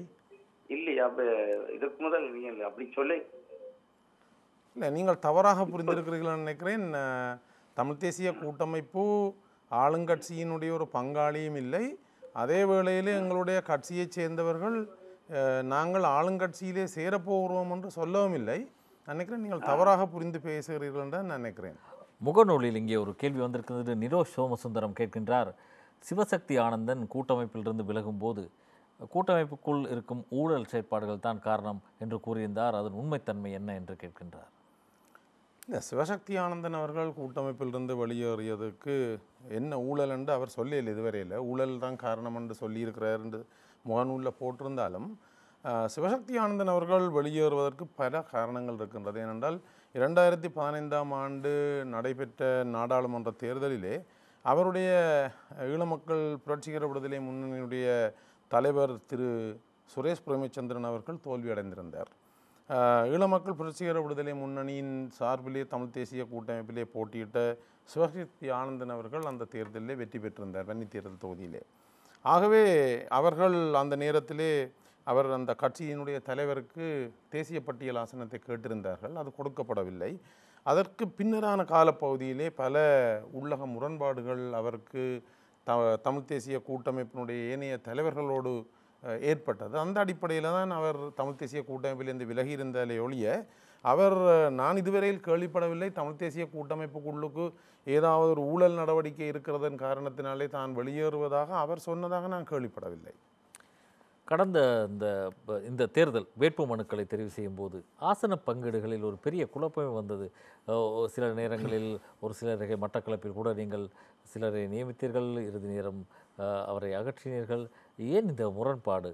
கூட்டமைப்புக்குள் இந்த முரண்பாடு நீண்ட காலமாக பங்காளி கட்சிகளுடன் இருந்து வருகின்றது, ஏன்? இல்லை, இப்போ கூட்டமைப்பில் மாத்திரமல்ல, இந்த ஒரு கூட்டமைப்பாக ஒன்றுக்கும் மேற்பட்ட கட்சிகள் போட்டியிடும்போது அவர்கள் ஒவ்வொருவரும் தங்களுடைய கட்சி சார்பாக அதிகூடிய எண்ணிக்கையானவர்கள் போட்டியிட வேண்டும் என்பது சம்பந்தமாகத்தான் சிந்திக்கிறார்கள். அந்த வகையில் கூட்டமைப்புக்குள்ளே இருக்கின்ற பங்காளி கட்சிகள் கூட தாங்கள் அதிக ஆசனங்களை பெற்றுக்கொள்ள வேண்டும் என்ற ஒரு நோக்கத்துக்காக கட்சிக்குள்ளுக்கு அவர்கள் நிச்சயமாக பேச்சுவார்த்தைகளில் ஈடுபட்டிருக்கிறார்கள். ஆனால் அந்த பேச்சுவார்த்தைகள் சாதகமாகத்தான் முடிவடைந்திருக்கிறது. ஆனால் ஒரு சில வேட்பாளர்கள் நீங்கள் சொன்னதைப் போல கூட்டமைப்பினுடைய வேட்பாளர்கள் குறிப்பாக மட்டக்களப்பு மாவட்டத்திலே அவர்களை நியமிக்கும் போது அந்த நியமனம் தொடர்பாக கட்சிக்குள்ளுக்கு பல்வேறு கருத்து முரண்பாடுகள் இருந்தது. இவர் கட்சிக்கு புதியவர் அல்லது அவர் ஒரு மக்களுக்கு அறிமுகம் இல்லாதவர், ஏற்கனவே அரசியல் ரீதியாக மக்கள் மத்தியிலே செயற்படாதவர், இப்படியான பல காரணங்கள் இருந்தது. ஆனால் அவர்களை கொண்டு வருவதற்கு என்னென்ன முக்கியமான காரணங்களும் இருக்கின்றது. தற்போதைய சூழ்நிலையிலே தமிழ் மக்களுக்கு தேவையான புத்திஜீவிகளை தமிழ் தேசிய கூட்டமைப்பின் ஊடாக மக்கள் முன் நிறுத்த வேண்டும் என்ற ஒரு எண்ணம் பலர் மத்தியிலே இருந்தது. ஆகவே தான் இந்த எண்ணங்களை அடிப்படையாக வைத்து புதியவர்களை கட்சிக்குள்ளுக்கு கொண்டு வரும்போது நிச்சயமாக சில குழப்பங்கள் ஏற்பட்டது உண்மை. ஆனால் இந்த ஆசன பங்கீடு என்பது தமிழ் தேசிய கூட்டமைப்பிலே இருக்கின்ற 3 பங்காளி கட்சிகளும் அவர்கள் தங்களுக்குள்ளுக்கு பேசி அதை ஒரு தீர்மானமாக எடுத்துக்கொண்டு தான் இந்த வேட்பாளர் நியமனத்திலே அவர்கள் இறங்கினார்கள். ஆகவே இது ஒரு தமிழ் தேசிய கூட்டமைப்புக்கு உள்ளுக்கு மாத்திரமில்லை, பல்வேறு கட்சிகள் நிச்சயமாக ஆளுங்கட்சி கூட தங்களுக்குள்ளுக்கு இந்த முரண்பாடுகள் ஏற்பட்டதால் தான் சில இடங்களிலே பொதுஜன பெரமுனவாகவும் அதே பொதுஜன பெரமுனையில் உள்ள ஸ்ரீலங்கா சுதந்திர கட்சி சில மாவட்டங்களிலே தனியாக ஸ்ரீலங்கா சுதந்திர கட்சியாக போட்டியிடுகிறார்கள். ஏனென்று சொன்னால் அவர்கள் எதிர்பார்த்த அந்த ஆசனங்கள் கிடைக்கவில்லை என்பதற்கு. ஆகவே இது தமிழ் தேசிய கூட்டமைப்புக்குள்ளுக்கு மாத்திரமில்லை, இலங்கையிலே இந்த கூட்டமைப்புகள் உருவாக்கப்படும் போது தங்களுடைய கட்சியை வளர்ப்பதற்காக கூடிய அளவு ஆசனங்களை பெற வேணுமென்ற சிந்தனை போட்டி எல்லா கட்சிகளுக்கும் இருக்கின்றது. அதுதான் புத்திஜீவிகள் என்று நீங்கள் கூறும்போது அதில் ஆண்கள் மட்டும்தான் இருக்கின்றனர். பெண்கள் இம்முறை கூட்டமைப்பில் இடப்பட்ட பெயர்கள் கூட வெட்டப்பட்டன. யாழ்ப்பாணத்தில் திருமதி ரவிராஜ் அவர்கள் போட்டியிட்டார். ஆனால் ஏனைய இடங்களை பார்க்கும்போது அந்த முக்கியத்துவம் வழங்கப்படவில்லை. இல்லை, நீங்கள் யாழ் மாவட்டத்தை பார்த்தீங்கன்னு சொன்னால் பெண்கள் சார்பாக திருமதி ரவிராஜ் அவர்கள் போட்டியிடுகின்றார். வன்னியிலே திருமதி சாந்தி சுரேஷ்கந்தராஜ் அவர்கள் போட்டியிடுகிறார். நான் புத்திஜீவி என்று குறிப்பிட்ட ஒரு வேட்பாளரை மட்டக்களப்பிலே அவர்கள் போட்டியிடுவதற்காக தீர்மானித்த போது நான் ஏற்கனவே சொன்ன பல காரணங்களை கூறி அந்த வேட்பாளரை நிறுத்துவது ஒரு சிக்கலான காரியமாக இருந்தது. ஆகவே எங்களுடைய கொழும்பில் கூட மனித உரிமைகள் ஆணைக்குழுவின் பணிப்பாளர்கள் போட்டியிடுவதாக இருந்தது. ஆனால் அவர்கள் மக்கள் மத்தியிலே தெரியாதவர்கள், அல்லது அவர்கள் யாழ்ப்பாணத்திலே வசிக்காதவர்கள், அல்லது அவர்கள் ஏற்கனவே கட்சி சார்பான அரசியல் செயற்பாடுகளிலே மக்கள் மத்தியில் ஈடுபடாதவர்கள் என்ற பல காரணங்கள் கட்சியினுடைய அங்கத்தவர்களால் கூறப்பட்டதன் நிமித்தம் அந்த வேட்புமனுக்கள் நிச்சயமாக அவர்களுக்கு வழங்கப்படவில்லை. ஆனால் நான் நினைக்கின்றேன், குறைந்தது ஒரு வேட்பாளராயினும் பெண் வேட்பாளர்கள் அனைத்து மாவட்டங்களிலும் போட்டியிட வேண்டும். பெண்களுக்கான அந்த உரிய ஆசன பங்கீட்டின் போது நிச்சயமாக பெண்களுக்கு குறைந்தது 25% அந்த பெண்கள் பிரதிநிதித்துவப்படுத்தக்கூடிய வகையில் ஆசன பங்கீடுகள் வழங்கப்பட வேண்டும் என்பது என்னுடைய தனிப்பட்ட கருத்து. ஆனால் நீங்கள் அந்த வெட்டப்பட்ட பெயர்களில் உள்ளவர்கள் மிகவும் திறமையானவர்கள். அவர்கள் ஒவ்வொரு துறையிலும் ஒவ்வொரு பெயர்களை நிலைநாட்டியவர்கள். கொழும்பில் இருந்தவர்கள் என்று நீங்கள் சொல்லும்போது ஏற்கனவே நீங்கள் விக்னேஸ்வரனால் பட்ட அனுபவத்தை கூட கண்டு நினைத்து அப்படி செய்திருக்கலாம். ஆனால் அது ஒரு முறையற்ற செயல் அல்லவா? ஏனென்றால் முறையற்ற செயல் என்று நானும் அதை ஒத்துக்கொள்கிறேன். என்னென்று சொன்னால், நாங்கள் பெண்கள் தொடர்பாக உங்களுக்கு தெரியும், தமிழர் சமுதாயத்திலே நாங்கள் நீண்ட காலமாக ஒரு யுத்தத்திலே அகப்பட்ட சமுதாயமாக இருக்கிறோம். ஆகவே எங்களுடைய பெண்கள் பல வகையான துன்பங்களுக்கும் தேவைகளையும் கொண்டவர்களாக இருக்கிறார்கள். இந்த பெண் சமுதாயம் எங்களுடைய வடக்கு கிழக்கு மாகாணங்களிலே நிறைய பெண் தலைமைத்துவ குடும்பங்கள், நிறைய குடும்பங்கள் இருக்கின்றது. நாங்கள் வடமாகாணத்தை எடுத்துக்கொண்டால் வடமாகாணத்தில் கிட்டத்தட்ட 75,000க்கு மேற்பட்ட பெண் தலைமைத்துவ குடும்பங்கள் இருக்கின்றது. ஆகவே பெண்கள் தொடர்பான பிரச்சனைகள், அவர்களுடைய தேவைகள், அவர்கள் இந்த சமுதாயத்திலே வகிக்க வேண்டிய தலைமைத்துவ பண்புகளை கொண்டு வருவதற்கு இந்த பாராளுமன்றம், ஏனைய மாகாண சபை, உள்ளூராட்சி மன்றங்கள் போன்றவை முக்கியமானவை. அந்த வகையிலே தான் இந்த பெண் வேட்பாளர்களை ஒவ்வொரு மாவட்டத்திலும் குறைந்தது ஒருவர் போட்டியிட வேண்டும் என்ற கருத்தை நான் முன்வைத்திருக்கிறேன். ஆனால் இந்த ஆசன பங்கீட்டின் போது நீங்கள் கூறுகின்ற மாதிரியான சில கருத்துக்கள் அவர்கள் அதில் இருந்து வெளியேற்றப்பட்டது துரதிருஷ்டவசமானது என்று நான் நினைக்கின்றேன். ஜெயலன் அந்தோணிமுத்து என்பவர் வசந்தம் தொலைக்காட்சியின் இந்த தீர்வு நிகழ்ச்சியின் முகநூலில் கேள்வி ஒன்றை கேட்டிருக்கிறார். புளட் மற்றும் டெலோ கட்சிகள் தேர்தல் பிரசார மேடைகளில் சுமந்திரனை வெளிப்படையாகவே விமர்சிக்கின்றனர். இதை பற்றி நீங்கள் என்ன கூறுகிறீர்கள்? இல்லை, அந்த விமர்சனங்கள் ஆரோக்கியமான விமர்சனங்களாக இருந்தால் ஒரு ஜனநாயக ரீதியான நாட்டிலே விமர்சனங்களை முன்வைப்பதை நான் பிழை என்று சொல்லவில்லை. ஆனால் சில சந்தர்ப்பங்களிலே பங்காளி கட்சிகள் அல்லது அந்த விமர்சனங்களை கட்சிக்குள் கலந்துரையாடாமல் ஒரு குடும்பமாக நாங்கள் அந்த விமர்சனங்களை ஆரோக்கியமாக கட்சிக்குள் கலந்துரையாடாமல் மக்கள் மத்தியிலே பொது வழியிலே அந்த விமர்சனங்களை முன்வைப்பது என்பது அது ஒரு நாகரிகமான செயற்பாடு இல்லை என்றதான் என்னுடைய கருத்து. ஆகவே இதை நாங்கள் இந்த விருப்பு வாக்கு முறை என்பது இவ்வாறான பல விமர்சனங்களை கொண்டு வருகிறது. ஏனென்றால் ஒரு கட்சிக்குள்ளுக்கே போட்டியிடுகின்றவர்கள் தனக்கு மேலே இருக்கிறவர் கீழ் நோக்கி போனால்தான் அந்த இடத்தை பிடித்து கொள்ளலாம் என்ற ஒரு சிந்தனை இருக்கின்றது. ஆகவே இந்த விருப்பு வாக்கு முறை இல்லாமல் போகும் வரை, தொகுதி வாரியான ஒரு தேர்தல் முறை வரும் வரை சக வேட்பாளர்களை வசைபாடுவது அல்லது பொது வழியிலே விமர்சிப்பது என்பது ஒரு அருவருக்கத்தக்க நிகழ்வாக தொடர்ந்து இடம்பெறுகிறது. ஆகவே அதை நான் நிச்சயமாக வன்மையாக நான் அதை கண்டிக்கின்றேன். சாதாரணமாக அவர்கள் கட்சிக்குள்ளுக்கு தங்களுடைய ஆரோக்கியமான விமர்சனங்களை முன்வைப்பதை இனிவரும் காலத்திலாவது அவர்கள் செய்ய வேண்டும். ஆமாம், பிரதீபன் அவர்களிடம் நாங்கள் சென்றுவிட்டு வருவோம். பிரதீபன், நீங்கள் ஒரு இளைஞர். மலையகத்தில் நீங்கள் உங்களது பார்வையில் காணும் மிக முக்கிய பிரச்சனை என்ன? நீங்கள் நாடாளுமன்ற உறுப்பினராக தெரிவு செய்யப்பட்டால் இந்த பிரச்சனை தான் தீர்க்கப்பட வேண்டும் என்று நீங்கள் கருதும் பிரச்சனை என்ன? மலையகத்திலே பிரச்சனை என்பதற்கு முதலாவதாக இருக்கின்ற ஒரு விடயம் என்னவென்று சொன்னால், மலையக மக்களுடைய ஒரு பிரதான சொத்தாக இருப்பது அவர்களுடைய வாக்குரிமை. அந்த முதலாவது வாக்குரிமையை அந்த மக்கள் நேர்த்தியாக பயன்படுத்த வேண்டும். அந்த வாக்குரிமையை அபகரிப்பதற்காக இப்பொழுது மலையகத்திலே பல்வேறு சூழ்ச்சிகள் கையாளப்பட்டு வருகின்றது. இந்த சூழ்ச்சிகள் கையாளப்பட்டு வருகின்றபடியினால் இந்த சூழ்ச்சிகளுக்குள் இந்த மக்கள் உள்வாங்கப்பட்டால் முதலிலே அவர்களுடைய உரிமை ரீதியிலே அவர் தங்களுடைய உரிமைகளை இழந்து விடுகின்றார். இவ்வாறு உரிமைகளை இழந்து வருகின்ற பட்சத்தில் அவர்களுடைய எதிர்கால நடைமுறையை தீர்மானிக்கின்ற ஒரு சக்தியை உருவாக்குவதில் பல்வேறு சிக்கல்கள் உருவாகி இருக்கின்றது. இதே அடித்தளமாக கொண்டு நாங்கள் பார்க்கின்ற பொழுது மலையகத்திலே இப்பொழுது இருக்கின்ற இளைஞர்கள் மத்தியிலே என்னுடைய எதிர்பார்ப்பும் மலையகத்திலே இப்பொழுது வருகின்ற இளைஞர்கள் இனி வருகின்ற காலங்களில் கொழுந்து பறிக்கின்ற தேயிலை தொழிலாளர்களாக உருவாகக்கூடாது என்பதுதான் என்னுடைய எதிர்பார்ப்பு. இந்த மக்கள் காலமாக நுவரெலியாவிலே வாழுகின்ற மக்கள் இந்த தேயிலை நம்பிதான் வாழுகின்றார்கள். இப்பொழுது தேயிலை நாளுக்கு நாள் அழிவடைந்து வருகின்றது. இந்த தேயிலையை நம்பி வாழுகின்ற இந்த சமுதாயத்தை சார்ந்த மக்கள் இப்பொழுது பல்வேறு பொருளாதார பிரச்சனைக்கு முகம் கொடுத்து வருகின்றார்கள்.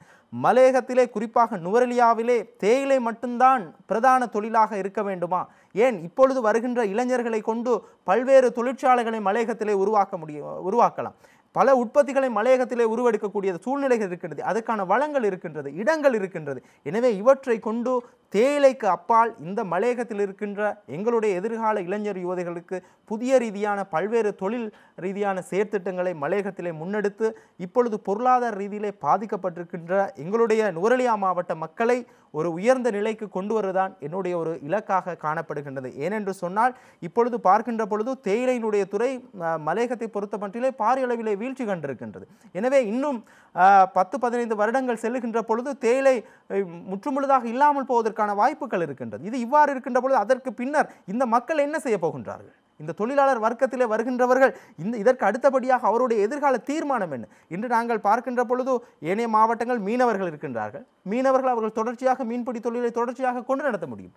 விவசாயத்தில் ஈடுபடுகிறவர்கள் விவசாய செயற்பாடுகளை தொடர்ச்சியாக அவர்களால் கொண்டு நடத்த முடியும். ஆனால் இந்த தேயிலையிலே தங்கி வாழ்கின்றவர்கள் உலக சந்தையிலே தேயிலைக்கு பிரச்சனை, இப்பொழுது ஏதோ நல்ல விலை கிடைத்திருந்தாலும் கூட உலக சந்தையிலே தேயிலைக்கு பிரச்சனை காணப்படுகின்றது. அது மட்டுமல்லாமல் இப்பொழுது குத்தகைக்காக பெற்றிருக்கின்ற தேயிலை தோட்டங்களை தனியார் கம்பெனிகள் தேயிலை தோட்டத்தை கொண்டு நடத்த முடியாமல் ஒரு நிலைக்கு சென்றிருக்கின்றார்கள். அரசாங்கம் தேயிலை துறையை பொறுப்பேற்க முடியாமல் இருக்கின்றது. இப்பொழுது நிற்கதியாக போகின்றது எம் மக்கள். இதை குறித்து யாரும் பேசுவதில்லை. நாங்கள் கம்பெனிக்கு அழுத்தத்தை பிரயோகித்து 1000 ரூபாய் வாங்கி கொடுக்கின்றோம். ஆனால் கம்பெனிகள் கொடுப்பதற்காக முன்வரவில்லை.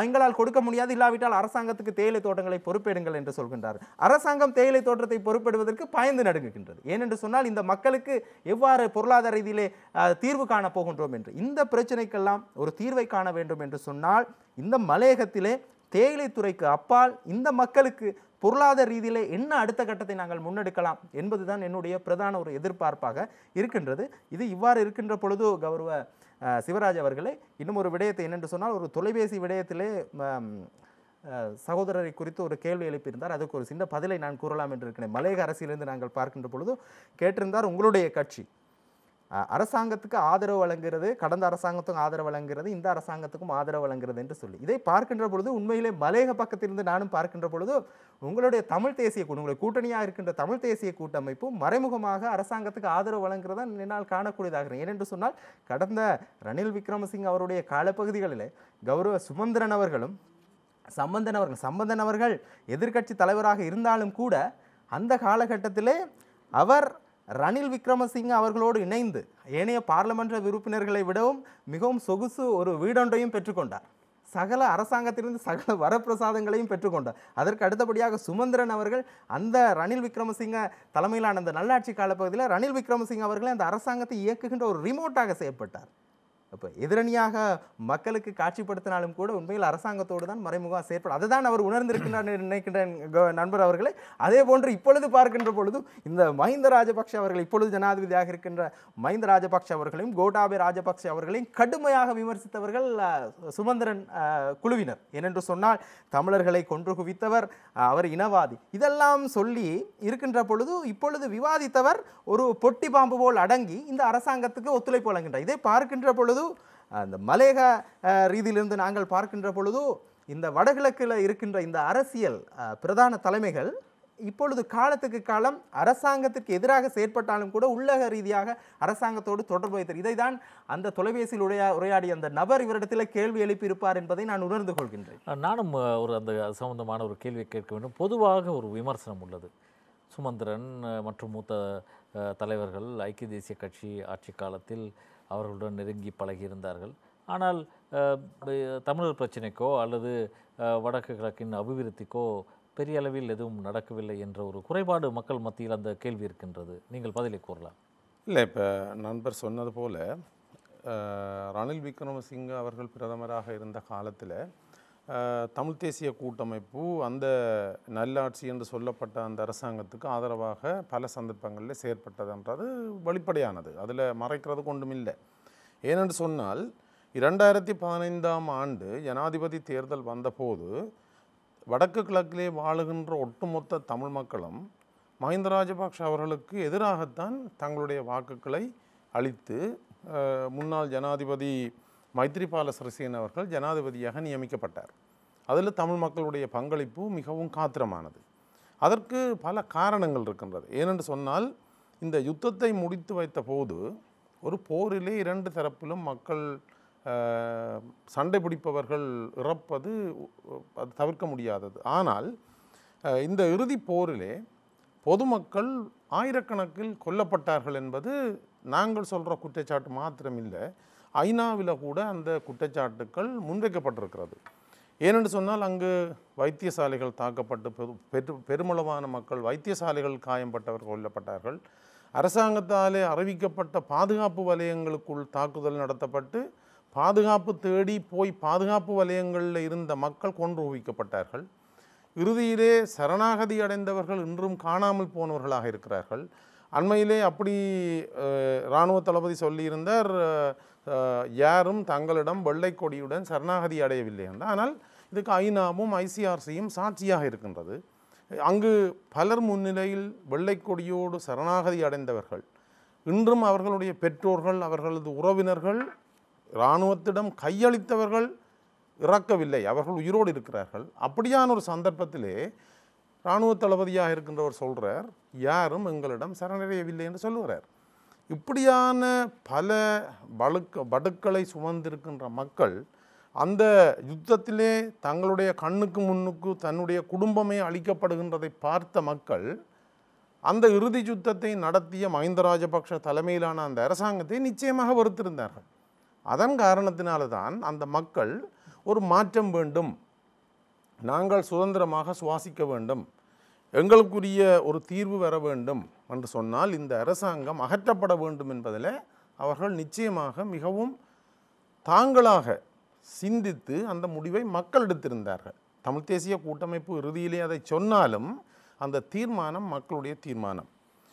ஆகவே தான் தமிழ் தேசிய கூட்டமைப்பு என்ன நோக்கத்துக்காக மக்கள் அந்த நல்லாட்சி என்று சொல்லப்பட்ட அரசாங்கத்தை கொண்டு வந்தார்களோ அந்த அரசாங்கத்துக்கு பாதகம் ஏற்படும் போது அந்த அரசாங்கம் கவிழாமல் அல்ல அந்த அரசாங்கம் அகற்றப்படாமல் இருப்பதற்காக தங்களுடைய பக்கத்திலே தமிழ் தேசிய கூட்டமைப்பு இந்த மக்களுடைய பிரதிநிதியாக அந்த ஆட்சி கவிழ்ப்புக்கு பல சந்தர்ப்பங்களிலே அந்த அரசாங்கத்துக்கு ஆதரவு கொடுத்து இந்த ஆட்சி கவிழ்ப்பிலே இருந்து பாதுகாத்தார்கள்.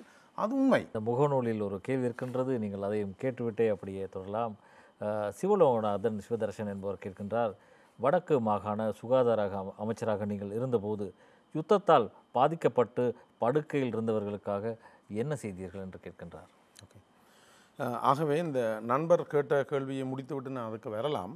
ஆகவே தான் தமிழ் தேசிய கூட்டமைப்பு பல சந்தர்ப்பங்களிலே இந்த நல்லாட்சி அரசாங்கம் என்று சொல்லப்பட்ட அந்த அரசாங்கத்தை கவிழாமல் பாதுகாத்தார்கள். ஏனென்று சொன்னால் எந்த அரசாங்கம் இருக்கக்கூடாதென்று ஒட்டுமொத்தமான தமிழ் மக்கள் விரும்பினார்களோ அந்த அரசாங்கம் மீண்டும் அந்த இடத்துக்கு வரக்கூடாது என்பது முதலாவது காரணம். இரண்டாவது காரணம், உங்களுக்கு தெரியும், இந்த யுத்தம் என்பது சும்மாக ஏற்பட்டதில்லை.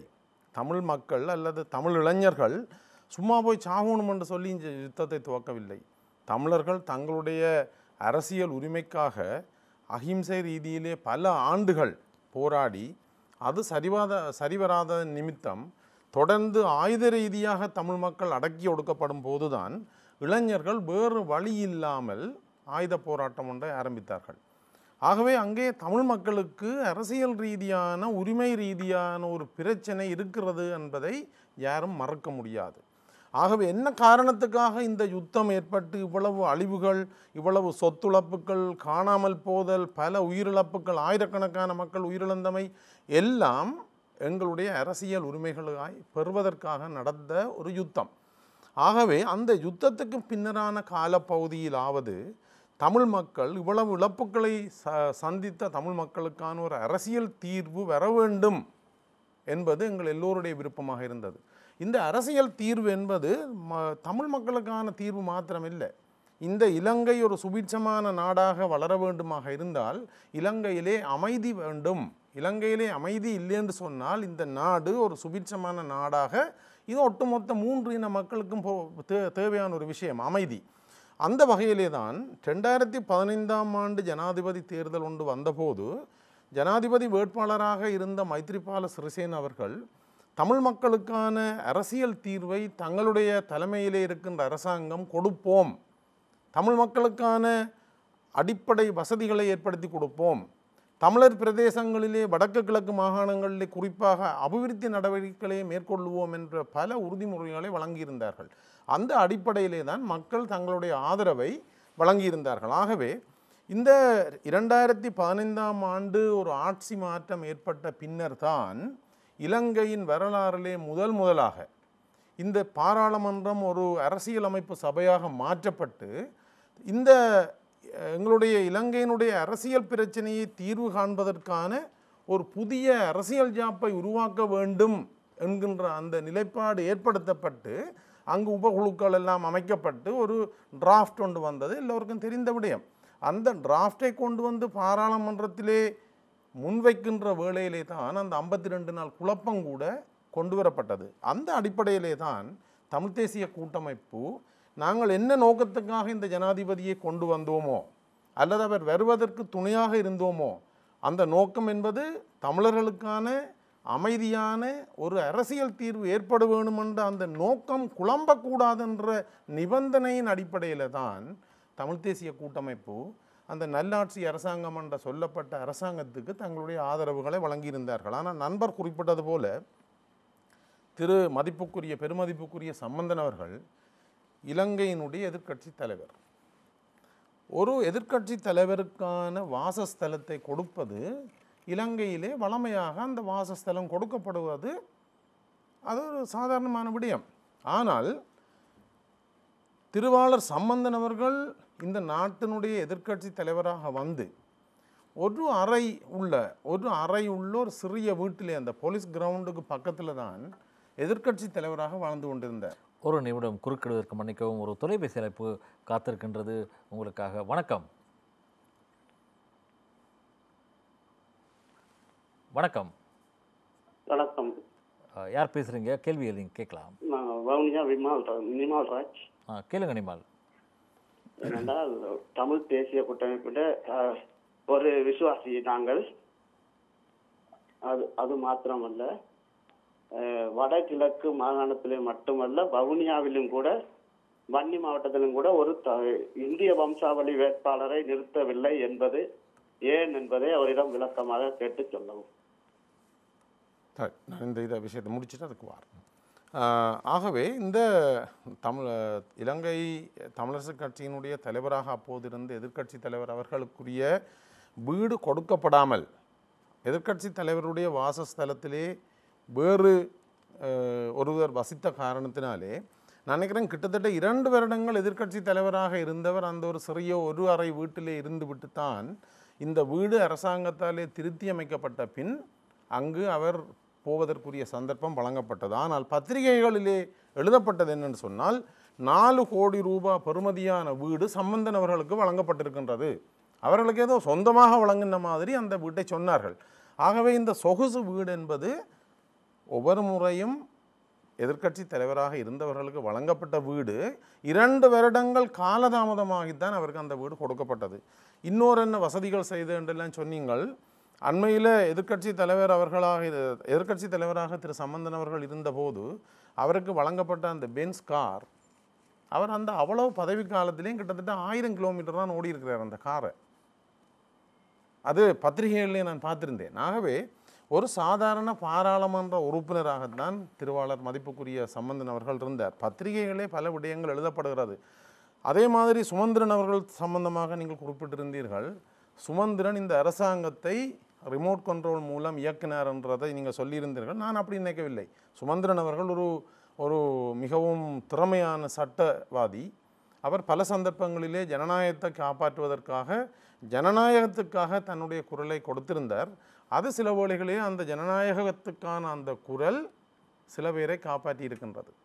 ஆனபடினாலே இது ஒரு நாங்கள் பாதிக்கப்பட்ட ஒரு சமுதாயம் என்ற வகையிலே, யுத்தத்திலே அழிந்து கொண்டிருக்கின்ற சமுதாயம் என்ற வகையிலே, அடக்கி ஒடுக்கப்படுகின்ற ஒரு சமுதாயம் என்ற வகையிலே நாங்கள் எங்களுடைய உரிமைகளுக்காக செய்ய வேண்டிய பல விடயங்களை கடந்த ஆட்சி காலத்திலே செய்திருக்கிறோம். ஆனால் இந்த முறை நாங்கள் திரு சுமந்திரன் அவர்களாக இருக்கட்டும், ஏனையவர்களாக இருக்கட்டும், நாங்கள் மேடை பேச்சுக்காக அல்லது மக்களுடைய வாக்குகளை கொள்ளையடிக்கணும் என்பதற்காக யாரையும் விமர்சிப்பவர்கள் அல்ல.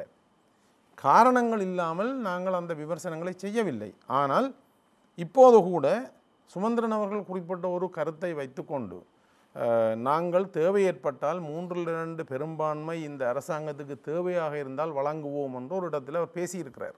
அவர் சொன்ன விடயம் என்னென்று சொன்னால், இப்போது இருக்கின்ற ஜனாதிபதி கோத்தபாய ராஜபக்ஷ அவர்களாக இருக்கட்டும், பிரதமராக இருக்கட்டும், அல்லது இந்த கேபினெட்டில் இருக்கிற மினிஸ்டர்ஸாக இருக்கட்டும், பலர் சொல்லுகின்றார்கள் எங்களுடைய நாட்டுக்கு ஒரு புதிய அரசியல் யாப்பு தேவை என்பதை இவர்களே சொல்லுகிறார்கள்.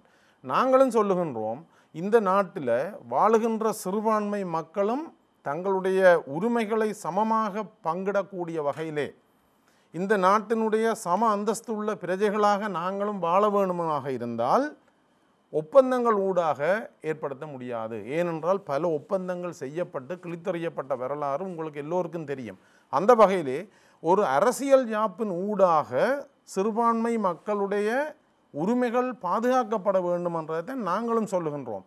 அப்படியான ஒரு புதிய அரசியல் யாப்பு வர வேண்டும் என்றதை நாங்களும் வலியுறுத்துகின்றோம், அதற்காக செயற்படுகின்றோம். அந்த வகையிலே தான் அரசாங்கம் ஒரு புதிய அரசியல் யாப்பை கொண்டு வரும்போது அந்த புதிய அரசியல் யாப்பு இலங்கையிலே வாழுகின்ற சிறுபான்மை மக்களுடைய உரிமைகளை பாதுகாத்து அவர்கள் சம அந்தஸ்து உள்ளவர்களாக இந்த நாட்டிலே வாழக்கூடிய ஒரு சூழ்நிலை இந்த அரசியல் யாப்பினூடாக வருமாக இருந்தால், அப்படியான சந்தர்ப்பத்திலே 3/2 பெரும்பான்மை அதற்கு தடையாக இருந்தால் நாங்கள் அந்த 3/2 பெரும்பான்மைக்கு ஆதரவு கொடுக்க தயாராக இருக்கிறோம் என்று அவரிடத்தில் சொல்லியிருந்தார்.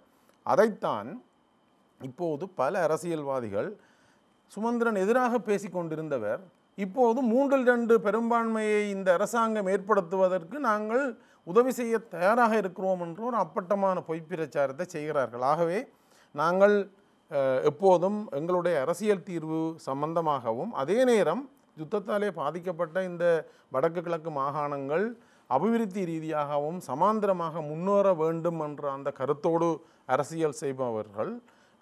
அதோடு நான் உங்களுடைய கேள்விக்குரிய பதிலை சொல்லியிருக்கிறேன் நினைக்கிறேன்.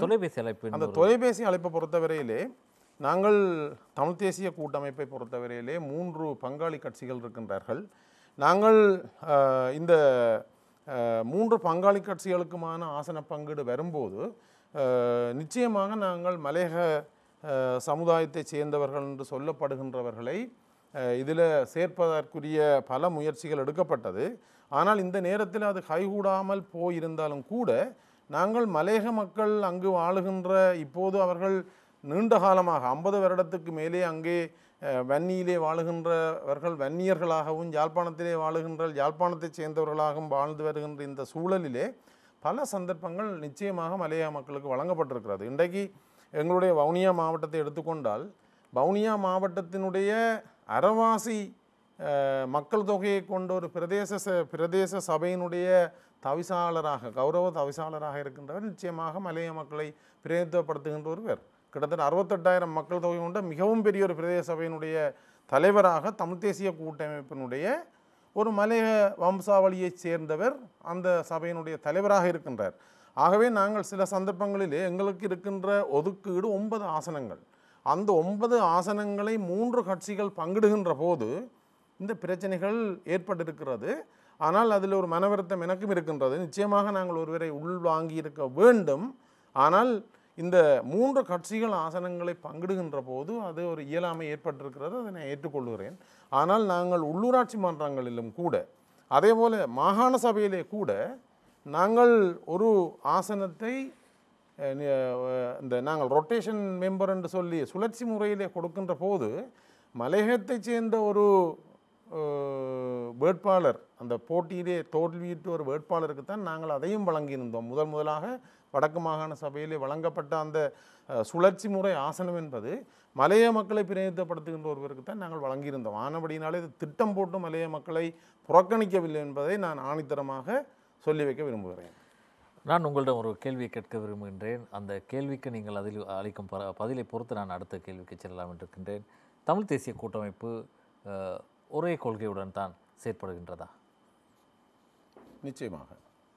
அப்படியானால் கடந்த மாகாண சபை தேர்தலில் வடக்கு மாகாண சபை தேர்தலில் நீங்கள் ஏற்கனவே குறிப்பிட்டது போல அப்போதைய மஹிந்த ராஜபக்ச ஆட்சியை கடுமையாக விமர்சனம் செய்தீர்கள். அந்த தேர்தல் பிரச்சார செயற்பாடுகளின் போது கிட்டத்தட்ட ஒரு எதிரியைப் போல ஒரு பிரச்சாரம் செய்து விட்டு அன்றைய மாகாண முதலமைச்சர் பதவியேற்கும் போது ஏன் நீங்கள் மஹிந்த ராஜபக்சரிடம் வந்து சத்தியப்பிரமாணம் செய்தீர்கள்?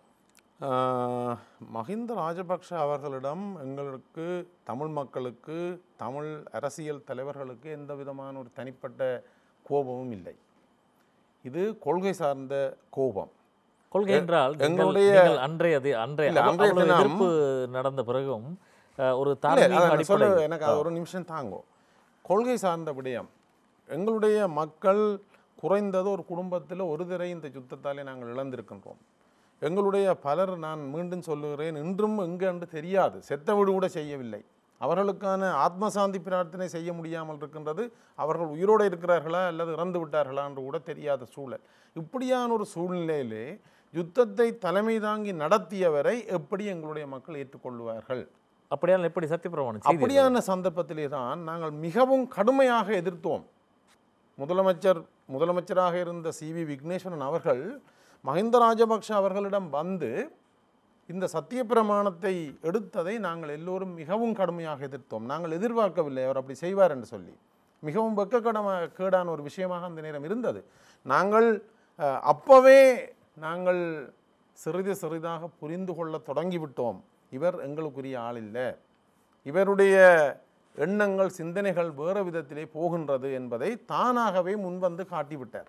ஆகவே அவருடைய சத்தியப்பிரமாண நிகழ்வு என்பது எங்களுடைய விருப்பம் இல்லாமல், தமிழ் பேசுகின்ற மக்களுடைய விருப்பம் இல்லாமல், அவருடைய சொந்த விருப்பத்திலே நடைபெற்ற ஒரு நிகழ்வாகத்தான் நான் பார்க்குறேன். தேர்தல் முடிந்த பிறகு, மாகாண சபை தேர்தல் முடிந்த பிறகு மறுநாளே, அதாவது அதுக்கு அடுத்த கட்டமான முதற்கட்ட நடவடிக்கையின் போதே மாகாண முதலமைச்சராக நியமிக்கப்பட்ட ஒருவர் இப்படி செய்வதை கட்டுப்படுத்த முடியாமல் கட்சி தலைமை இருந்ததா? இல்லை, இப்போ அவருடைய அந்த நேரத்திலே நடந்த விடயங்கள், நாங்கள் இந்த கூட்டு கட்சிக்குள்ளுக்கு இருந்தவர்கள் வெவ்வேறு இடத்திலே தங்களுடைய விருப்பத்தின் அடிப்படையிலே சத்தியப்பிரமாணங்களை எடுத்துக்கொண்டார்கள். நாங்கள் எங்களுடைய கட்சியினுடைய தலைவராக இருந்த மதிப்புக்குரிய சம்பந்தன் அவர்கள் முன்னிலேயே எங்களுடைய சத்தியப்பிரமாணத்தை எடுத்துக்கொண்டோம். அதே போல் திரு சிவாஜிலிங்கம் போன்றவர்கள் முள்ளிவாய்க்காலிலே போய் அந்த முள்ளிவாய்க்கால் பெருமளவு மக்கள் கொல்லப்பட்ட இடத்திலே தங்களுடைய சத்தியப்பிரமாணத்தை போய் எடுத்திருந்தார்கள். இன்னும் ஒரு பங்காளி கட்சியைச் சேர்ந்தவர்கள் தங்களுடைய காரியாலயத்திலே போய் சத்தியப்பிரமாணத்தை எடுத்தார்கள்.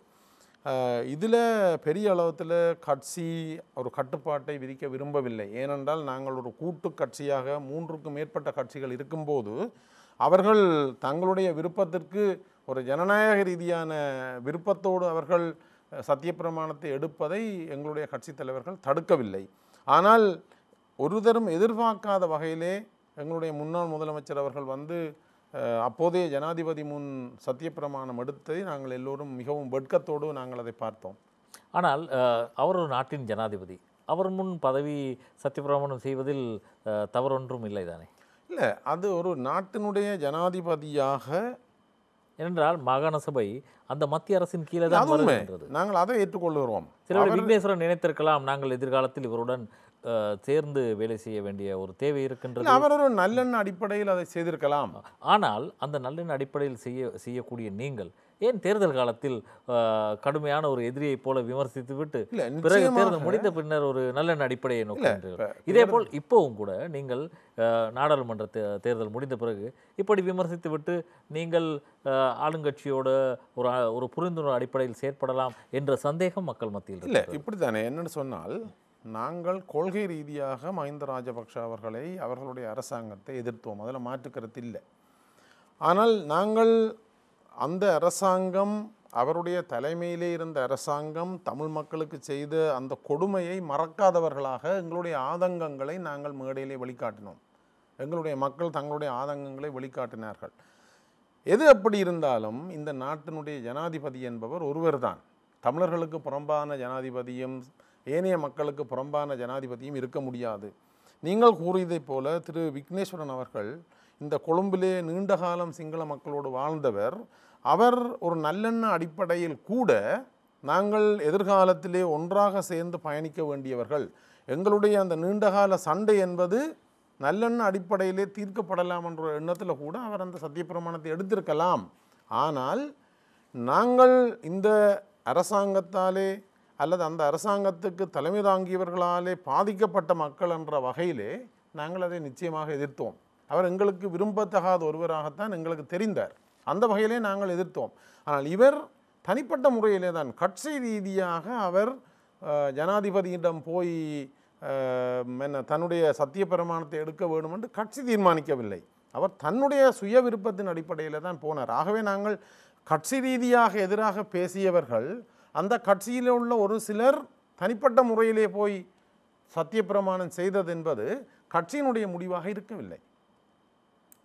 ஆனபடியினால தான் அது நடந்தது. ஆகவே இது நாங்கள் அதை வெறுத்திருந்தாலும் கூட அவர் அதை தனிப்பட்ட முறையில் நீங்கள் சொன்னதை போல் அவர் விரும்பி இருக்கலாம். ஆனால் அன்றைய தினம் கூட்டமைப்பின் தலைவர் சம்பந்தன் கூட அந்த நிகழ்வுக்கு வந்திருந்தார். அவர் ஒரு அதிருப்தியை வெளியிட்டிருந்தால் அவரை தவிர்த்திருக்கலாமே. மக்கள் பக்கம் இருந்து நீங்கள் பார்ப்பீர்களாக இருந்தால். கட்சிக்குள்ளுக்கு பல பேச்சுவார்த்தைகள் நடந்த விடயங்கள், நாங்கள் பொது வழியில் பல விஷயங்களை பேச முடியாத. ஆனால் பொதுவெளி நீங்கள் ஒரு மருத்துவர், எல்லாரோடும் அறியப்பட்டவர், இதே போல அவர் அப்படி முரண்பாடுடன் நடந்து கொண்டார் என்ற விடயம் பலருக்கு தெரிந்திருந்தும் கூட நீங்கள் யாருமே அதை வெளிக்காட்டவில்லை, மக்களுக்கு சொல்லவும் இல்லை. இல்லை, மக்களுக்கு நாங்கள் பொது வழியில் சொல்லாவிட்டாலும் கூட சில வேளைகளில் நாங்கள் மல்லாக்கா படுத்து துப்புன்னா எங்களுக்கு மேலே தான் விழும். அதை நாங்கள் சில துப்ப வேண்டிய சூழல் இருந்தாலும் மல்லாக்கா துப்ப முடியாது, சரிந்து தான் துப்பலாம். ஆனபடினால நாங்கள் சில சந்தர்ப்பங்களிலே நாங்கள் ஒரு புதிய மாகாண சபையாக இந்த பிரச்சனை யாரிடம் போய் அவர் சத்தியப்பிரமாணம் செய்தார் என்பதிலும் விட எங்களுடைய மக்கள் எதிர்கொண்ட பிரச்சனைகள் ஏராளம் எங்கள் தலைக்கு மேலே இருந்தது. எங்களுடைய கவனம் கூடுதலாக அங்குதான் இருந்தது. ஆகவே நாங்கள் ஓகே, இவர் அந்த சத்தியப்பிரமாணத்தை செய்துவிட்டார், அவர் தனிப்பட்ட முறையில் அது செய்திருந்தாலும் கூட இந்த மாகாண சபை இந்த ஒரு பிரச்சனையால் குழம்பாமல் அவருடைய தலைமையின் கீழ் நிதானமாக செல்ல வேண்டும், மக்களுக்காக செல்ல வேண்டும் என்ற அந்த காரணங்களும் நாங்கள் இதை பொது வழியிலே விமர்சிக்காமல் இருந்ததற்கு முக்கியமான காரணம். ஆகவே நாங்கள் இந்த பிரச்சனையை நான் நினைக்கின்றேன், தமிழ் மக்களுக்கு இருக்கின்ற பிரச்சனைகள் எல்லாத்தோடும் ஒப்பிடும்போது இவர் யாரிடம் போய் சத்தியப்பிரமாணம் செய்தார் என்பதை அந்த நேரத்தில் நாங்கள் தனிப்பட்ட முறையில் எதிர்த்திருந்தாலும் கூட அதை நாங்கள் பெரிதுபடுத்த விரும்பவில்லை. ஆனால் பல தசாப்த காலம் போரினால் பாதிக்கப்பட்ட மக்களுக்கு ஒரு நிவாரணமாக மாகாண சபை வந்தபோது அங்கு ஒரு பெரிய மறுமலர்ச்சி ஏற்படும் என்ற ஒரு நம்பிக்கையை மக்கள் கொண்டிருந்தார்கள். அப்போது நீங்கள் மல்லாக்கப்படுத்து கொண்டு துப்பாவிட்டாலும் கூட இப்போது விக்னேஸ்வரன் மேல் நீங்கள் உமிழ்வது எந்த அடிப்படையில்? அது நியாயமில்லை. இல்லை, அது தனிப்பட்ட முறையில் இல்லை.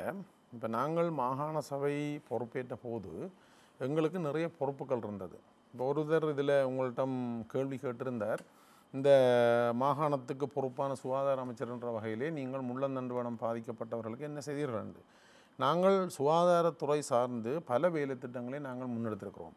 இந்த முள்ளந்தண்டுவனம் பாதிக்கப்பட்டவர்களுக்காக நாங்கள் வவுனியாவிலே ஒரு வைகரை என்ற ஒரு நிலையத்தை நாங்கள் அமைத்து இந்த 20 கட்டில்களை கொண்ட ஒரு நிலையம் அமைக்கப்பட்டு அங்கு இப்போதும் இந்த முள்ளந்தண்டுவனம் பாதிக்கப்பட்டு படுக்கையில் இருக்கின்றவர்களை புனர்வாழ்வளிப்பதற்கான ஒரு செயற்பாடு நடைபெற்று கொண்டிருக்கின்றது.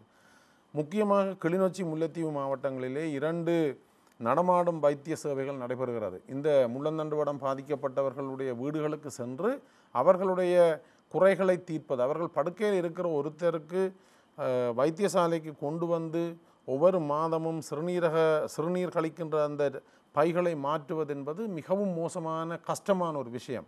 அல்லது படுக்கை புண் போட்டவர்களை வைத்தியசாலைக்கு கொண்டு வருவது என்பது மிகவும் கஷ்டமான விஷயம். ஆகவே அதை உணர்ந்து எங்களுடைய புலம்பெயர் உறவுகளுடைய உதவியோடு நாங்கள் 400க்கும் மேற்பட்ட முள்ளந்தண்டுவனம் பாதிக்கப்பட்டு படுக்கையில் இருக்கின்றவர்களை நாங்கள் பராமரிக்கின்றோம். அதே போல் நான் நெதர்லாந்து நாட்டிலே இருந்து பெற்றுக்கொண்ட அந்த 60 மில்லியன் யூரோ, கிட்டத்தட்ட 1200 கோடி ரூபாய் பெறுமதியான அந்த பணத்திலே நாங்கள் ஒரு பாரிய புனர்வாழ்வு வைத்தியசாலையை நாங்கள் மாங்குளத்திலே முல்லைத்தீவு மாவட்டத்திலே அமைத்து கொண்டிருக்கிறோம். அந்த புனர்வாழ்வு வைத்தியசாலை என்பது இலங்கையிலே வருகின்ற முதலாவது பொதுமக்களுக்கான புனர்வாழ்வு வைத்தியசாலை. எங்களுடைய வடக்கு மாகாணத்தில் மாத்திரம் கிட்டத்தட்ட 45,000 விசேட தேவைக்குட்பட்டவர்கள் இருக்கின்றார்கள். ஆகவே நாங்கள் பல வேலை திட்டங்களை நாங்கள் முன்னெடுத்திருக்கின்றோம். ஆரோக்கியமான வேலை திட்டங்கள் பல முன்னெடுக்கப்பட்டிருக்கின்றது. நீங்கள் சந்தர்ப்பம் தந்தால் நிச்சயமாக அது சம்பந்தமாக நான் அது பற்றி ஒரு தனியாக நாங்கள் உரையாடலாம். பிரதீபன், நுவர்லியாவில் இந்த தேயிலை தோட்டங்களில் பெண்கள் பாதிக்கப்படுவது, குளவி தொல்லை, மற்றது கள்ளச்சாராய பிரச்சனையால் பல குடும்பங்கள் சீரடைகின்றன. நீங்கள் ஒரு ஆரோக்கியமான சமுதாயத்தை உருவாக்கும் போது முதல் அந்த கள்ளச்சாராய ஒழிப்பிற்கு முக்கியத்துவம் கொடுக்க வேண்டும். அதே போல் இந்த தேயிலை தோட்டங்களில் பரவியும் பெண்களின் பாதுகாப்புக்கு நீங்கள் என்ன வகையான திட்டங்களை வைத்துள்ளீர்கள்? முதலிலே இந்த கள்ளச்சாராயத்தை தாண்டி இந்த குடு, கஞ்சா போன்ற போதை வஸ்துக்கள் மலையகத்துக்குள் ஊடுருவி இருக்கின்றது. இதை யார் கொண்டு வந்தார்கள், இதற்கு யார் ஒத்துழைப்பு வழங்கினார்கள் என்று நாங்கள் பார்க்கின்ற பொழுது இந்த 2015ஆம் ஆண்டு பின்னர் மலையகத்திலே பாரிய அளவில் இந்த குடு கஞ்சாவினுடைய வியாபாரம் பரவலாக இடம்பெற்று வருகின்றது. இதற்கு காவல்துறையினரும் இதற்கான ஒத்துழைப்புகளை வழங்குவது போன்றுதான் எங்களுக்கு காணக்கூடியதாக இருக்கு. இதற்கு பிரதான ஒரு காரணம் என்று சொன்னால் அந்த அரசாங்கத்திலே பிரதிநிதித்துவப்படுத்துகின்ற நாடாளுமன்ற உறுப்பினர்கள், அமைச்சர்கள் இந்த வியாபாரம் செய்பவர்களுக்கு ஒத்துழைப்பு வழங்குதான் அங்கு காணக்கூடியதாக இருக்கின்றது. இதற்கு அடுத்தபடியாக இந்த கள்ளச்சாராய உற்பத்தி மலையகத்திலே பரவலாக இடம்பெறுகிறது. இதற்கு காரணம் என்னவென்று சொன்னால் இப்பொழுது அதை ஒழிப்பதற்கு கௌரவ ஜனாதிபதி கோட்டாபய ராஜபக்ஷ அவர்களும் பிரதமர் மஹிந்த ராஜபக்ஷ அவர்களும் துரிதமான செயற்திட்டங்களை இப்பொழுது மலையகத்திலே முன்னெடுத்து வருகின்றார்கள். இப்பொழுது நாங்களும் அவர்கள் ஒத்துழைப்பு வழங்குகின்றோம் இந்த போதை வசத்திலிருந்து எங்களுடைய மலையக மக்களை பாதுகாப்பதற்காக. ஆனால் இது இந்த நல்லாட்சி காலத்திலே மிகவும் மோசமான நிலையில் பாதிக்கப்பட்டிருக்கிறது. பாடசாலை மாணவர்கள் குடு கஞ்சா விற்பதற்கு செயற்பட்டிருக்கின்றார்கள் கடந்த நல்லாட்சி அரசாங்கத்திலே. ஏனென்று சொன்னால் போலீஸ் காவல் நிலையத்தினுடைய ஒத்துழைப்பின் பேரிலே இவ்வாறான வியாபாரங்கள் மலையகத்தில் இடம்பெற்றிருக்கின்றது. எனவே அந்த அரசாங்கம் மலையகத்தை பல்வேறு ரீதியிலே அழுத்தத்திற்கு உள்ளாக்கி இருக்கின்றது தான் உணர்ந்து கொள்ள வேண்டும். ஏனென்று சொன்னால் உண்மையிலேயே இந்த தோட்ட தொழிலாளர்களை இந்த கம்பெனிக்காரர்களும் அடகு வைத்தது யார்? இதே ஐக்கிய தேசிய கட்சி சார்ந்தவர்கள். இந்த பிரேமதாச ஜனாதிபதியாக இருந்த அடுத்தபடியிலே தான் இந்த தோட்ட தொழிலாளர்கள் அரசாங்கத்திலிருந்து இவர்களை அகற்றி தனியாருக்கு இவர்களை அடகு வைத்தார்கள். அன்று அந்த ஐக்கிய தேசிய கட்சி அரசாங்கம் இவ்வாறு தனியாரிடம் இந்த தொழிலாளர்களை அடகு வைத்ததன் அந்த நாளிலிருந்து தொழிலாளர்களது ஒவ்வொரு உரிமைகளும் மீறப்பட்டிருக்கின்றது. அந்த கம்பெனிகளுக்கும் இந்த தொழிலாளர்களை பிரதிநிதித்துவப்படுத்துகின்ற தொழிலாளர்களது உரிமைகள் கோரிக்கை தொடர்பான சகல ரீதியான அங்கீகாரத்தையும் உள்வாங்குகின்ற தொழிற்சங்கங்களுக்கும் இடையிலான இந்த கூட்டு உடன்படிக்கை ஒன்று தாக்கல் செய்யப்படுகின்றது. இந்த கூட்டு உடன்படிக்கை தாக்கல் செய்யப்படுவதிலே சொல்லப்பட்டிருக்கின்றது தோட்ட தொழிலாளர்களுக்கு இவ்வாறான பாதிப்புகள், பணி செய்கின்ற பொழுது ஏற்படுகின்ற பாதிப்புகள் தொடர்பாக தெளிவாக கூறப்பட்டிருக்கின்றது. ஆனால் அந்த கூட்டு உடன்படிக்கையிலே சொல்லப்பட்டிருக்கின்ற விடயங்களிலே இந்த குளவி கொட்டுகள் தொடர்பான விடயங்களை இந்த தோட்ட முதலாளிமார்கள் அதை உள்வாங்கி அவர்களுக்கு ஏற்றதான தீர்வை பெற்றுக் கொடுவதற்கு முன்வரவில்லை. இதற்கு காரணம் என்னவென்று சொன்னால், மலையகத்தில் இருக்கின்ற அரசியல் தலைவர்கள், கடந்த காலத்திலே அதிகாரத்தில் இருந்த அரசியல் தலைவர்கள் அந்த காலகட்டத்தில் இந்த தோட்ட முதலாளிமார் சம்மேளனத்திற்கு வக்காலத்து வாங்கி இருக்கின்றார்கள் என்றுதான் நான் சொல்ல வேண்டும். ஏனென்று சொன்னால், ஒவ்வொரு கூட்டு உடன்படிக்கையின் போதும் அங்கு டீல் இடம்பெறுகிறது. ஒரு முறையான ஒரு தீர்வு இடம்பெறவில்லை. ஊடகங்களிலும் மேடைகளிலும் தொழிலாளர்களுக்கு சம்பள அதிகரிப்பை பெற்றுக்கொள்கிறோம், தொழிலாளர்களுக்கு உரிமை தொடர்பான விடயங்களை சொல்லுகின்றோம் என்றெல்லாம் சொல்லி தொழிலாளர்களை போராட்டங்களிலும் அவர்களை தூண்டிவிட்டு வேடிக்கை பார்த்துவிட்டு வெறுமனே கடந்த நல்லாட்சி அரசாங்கம் கூறிய ஒரு கருத்து கூட நாங்கள் அதனை பார்த்துவிட்டு உரையாடல் தொடர்வோம். இந்த தேர்தலில் வெற்றி பெறுகின்ற பட்சத்தில் 3/2 பெரும்பான்மையை ஸ்ரீலங்கா பொதுஜன பெரமுன பெற்றுக்கொள்கின்ற சந்தர்ப்பத்தில் பார்லமென்றுக்கு தெரிவு செய்யப்படுவேயானால் என்னுடைய தீர்மானமாக இருக்கின்றது, இந்த தோட்டத்துறைகளை தொடர்ச்சியாக பெருந்தோட்ட மக்களை ஏமாற்றி வருகின்ற இந்த கம்பெனிகளிடமிருந்து தோட்டங்களை அரசாங்கத்துக்கு பொறுப்பேற்று தோட்ட தொழிலாளர்களை அரசாங்க ஊழியர்களாக மாற்றி அரசாங்கத்தின் கீழ் அவர்களை தொடர்ச்சியான பணிகளை முன்னெடுப்பதற்கான ஒழுங்குகளை செய்வேன். இப்படிதான் இவ்வாறான ஒரு டீல் தான் இடம்பெற்று வருகின்றது. ஏனென்று சொன்னால், ஒரு பக்கம் தொழிலாளர்கள் மத்தியிலே வீரவசனம் பேசுகிறார்கள், சம்பளத்தை இவ்வாறு தான் பெற்றுக்கொள்ள வேண்டும், இல்லை என்றால் கூட்டு உடன்படிக்கையில் நான் கைச்சாத்திட போவதில்லை என்றெல்லாம் சொல்லி தொழிலாளர்களை ஒரு குழுவினர் அவ்வாறு பேசுகின்ற பொழுது ஏனைய தரப்பினர் தொழிலாளர்களை போராட்டத்துக்குள் அழைக்கின்றார்கள். இது இவ்வாறு இருக்கின்ற பொழுது தொழிலாளர்களை ஏமாற்றிவிட்டு மறைமுகமாக கடந்த நல்லாட்சி அரசாங்கத்திலே நாடு முழுவதும் கொந்தளிக்கின்றது தோட்ட தொழிலாளர்கள் 1000 ரூபாய் சம்பள பிரச்சனை. ஆனால் இந்த ரணில் விக்ரமசிங்க அவர்கள் நேரடியாக அலைவுமாலைக்கு தோட்ட முதலாளிமார் சம்மேளனத்தை அழைத்து மறைமுகமாக கூட்டு உடன்படிக்கைகளை கைச்சாத்திருக்கின்றார். மாளிகைக்கு வெளிப்புறத்திலே போராட்டம் இடம்பெற்றுக் கொண்டிருக்கிறது, தொழிலாளர்கள் கொந்தளித்துக் கொண்டிருக்கின்றார்கள். இவ்வாறு தொடர்ச்சியாக இந்த தொழிலாளர்கள் ஏமாற்றப்பட்டு வருகின்றார்கள். இந்த தொழிலாளர்களை ஏமாற்றியதில் முக்கிய பங்குதாரி ஐக்கிய தேசிய கட்சி, குறிப்பாக ரணில் விக்ரமசிங்க தலைமையிலானவர்களும் அதே போன்று இப்போ பிளவுபட்டிருக்கின்ற சஜித் பிரேமதாச தலைமையிலானவர்களும் இன்று மலையகத்திலே வெக்கமில்லாமல் டெலிஃபோனிலே வாக்கு கேட்கின்றவர்கள், தொலைபேசி சின்னத்திலே வாக்கு கேட்கின்றவர்கள் முதலிலே உணர்ந்து கொள்ள வேண்டும். இந்த தோட்ட தொழிலாளர்களுக்கு 1000 ரூபாய் சம்பள அதிகரிப்பை பெற்றுக் கொடுப்பதற்கு முன்னர் இந்த தோட்ட தொழிலாளர்களை கம்பெனிக்காரர்களிடம் அடகு வைத்தது இதே சஜித் பிரேமதாசனுடைய தந்தையார் என்பதை உணர்ந்து கொள்ள வேண்டும். இப்பொழுது இன்னும் இந்த தோட்ட தொழிலாளர்கள் இன்னும் இவர்கள் அதிகாரத்துக்கு வந்தால் இந்த தோட்ட தொழிலாளர்களை தொடர்ச்சியாக என்ன செய்ய போகின்றார்கள்? இந்த என்னவென்று சொன்னால், ஐக்கிய தேசிய கட்சியாக இருக்கலாம் அல்லது ஐக்கிய மக்கள் சக்தியாக இருக்கலாம், இது ஒரு முதலாளித்துவ கட்சி. இந்த முதலாளித்துவ கட்சியினுடைய நோக்கம் என்னவென்று சொன்னால், அரசத்துறை சார்ந்தவர்களை அவர்கள் தனியார் துறைக்கு மாற்றுவதே அவர்களுடைய நோக்கமாக இருக்கின்றது. தப்பை தவறியேனும் இவர்கள் ஆட்சி பீடம் ஏறினால் இப்பொழுது தோட்டத்துறைக்கு நிகழ்ந்ததுதான் மலையகத்திலே இப்பொழுது போக்குவரத்து துறைக்கு ஏற்படலாம் அல்லது மின்சார சபைகளுக்கு ஏற்படலாம். இவற்றை எல்லாம் தனியாருக்கு விற்றுவிட்டு இந்த நாட்டையே தனியாருக்கு உள்வாங்கி ஏனைய நாடுகளுடன் தொடர்பை உருவாக்க வேண்டிய ஒரு நிலைதான் காணப்பட்டு கொண்டிருக்கின்றது.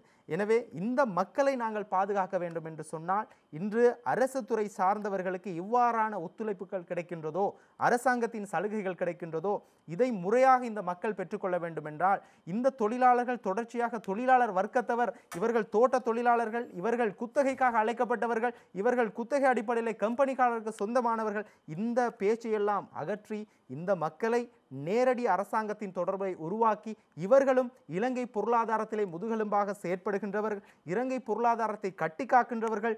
இன்று சர்வதேச ரீதியிலே இலங்கை தேயிலையின் காரணமாகத்தான் இலங்கைக்கு ஒரு அங்கீகாரம் கிடைத்திருக்கின்றது.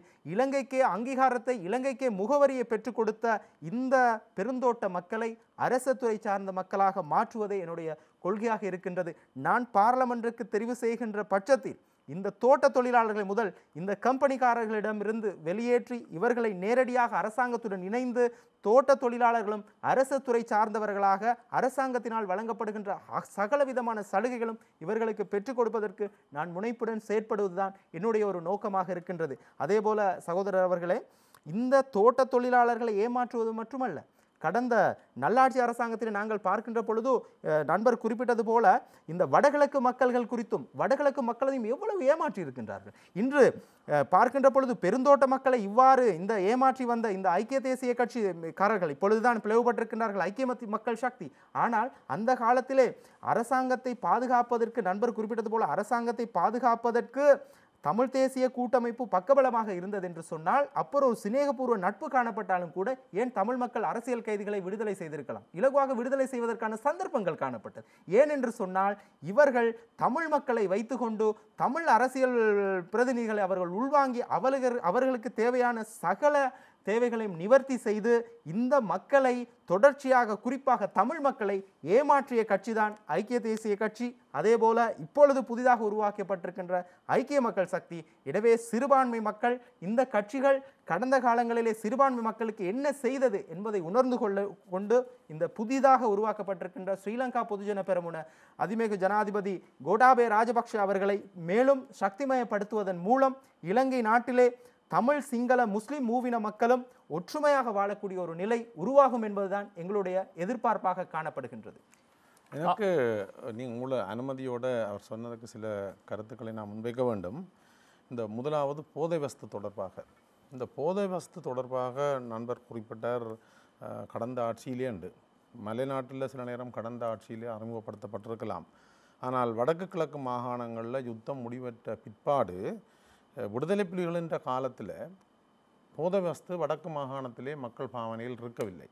சாராயம் கூட மிகவும் அரிதாகத்தான் அங்கு பாவிக்கப்பட்டது.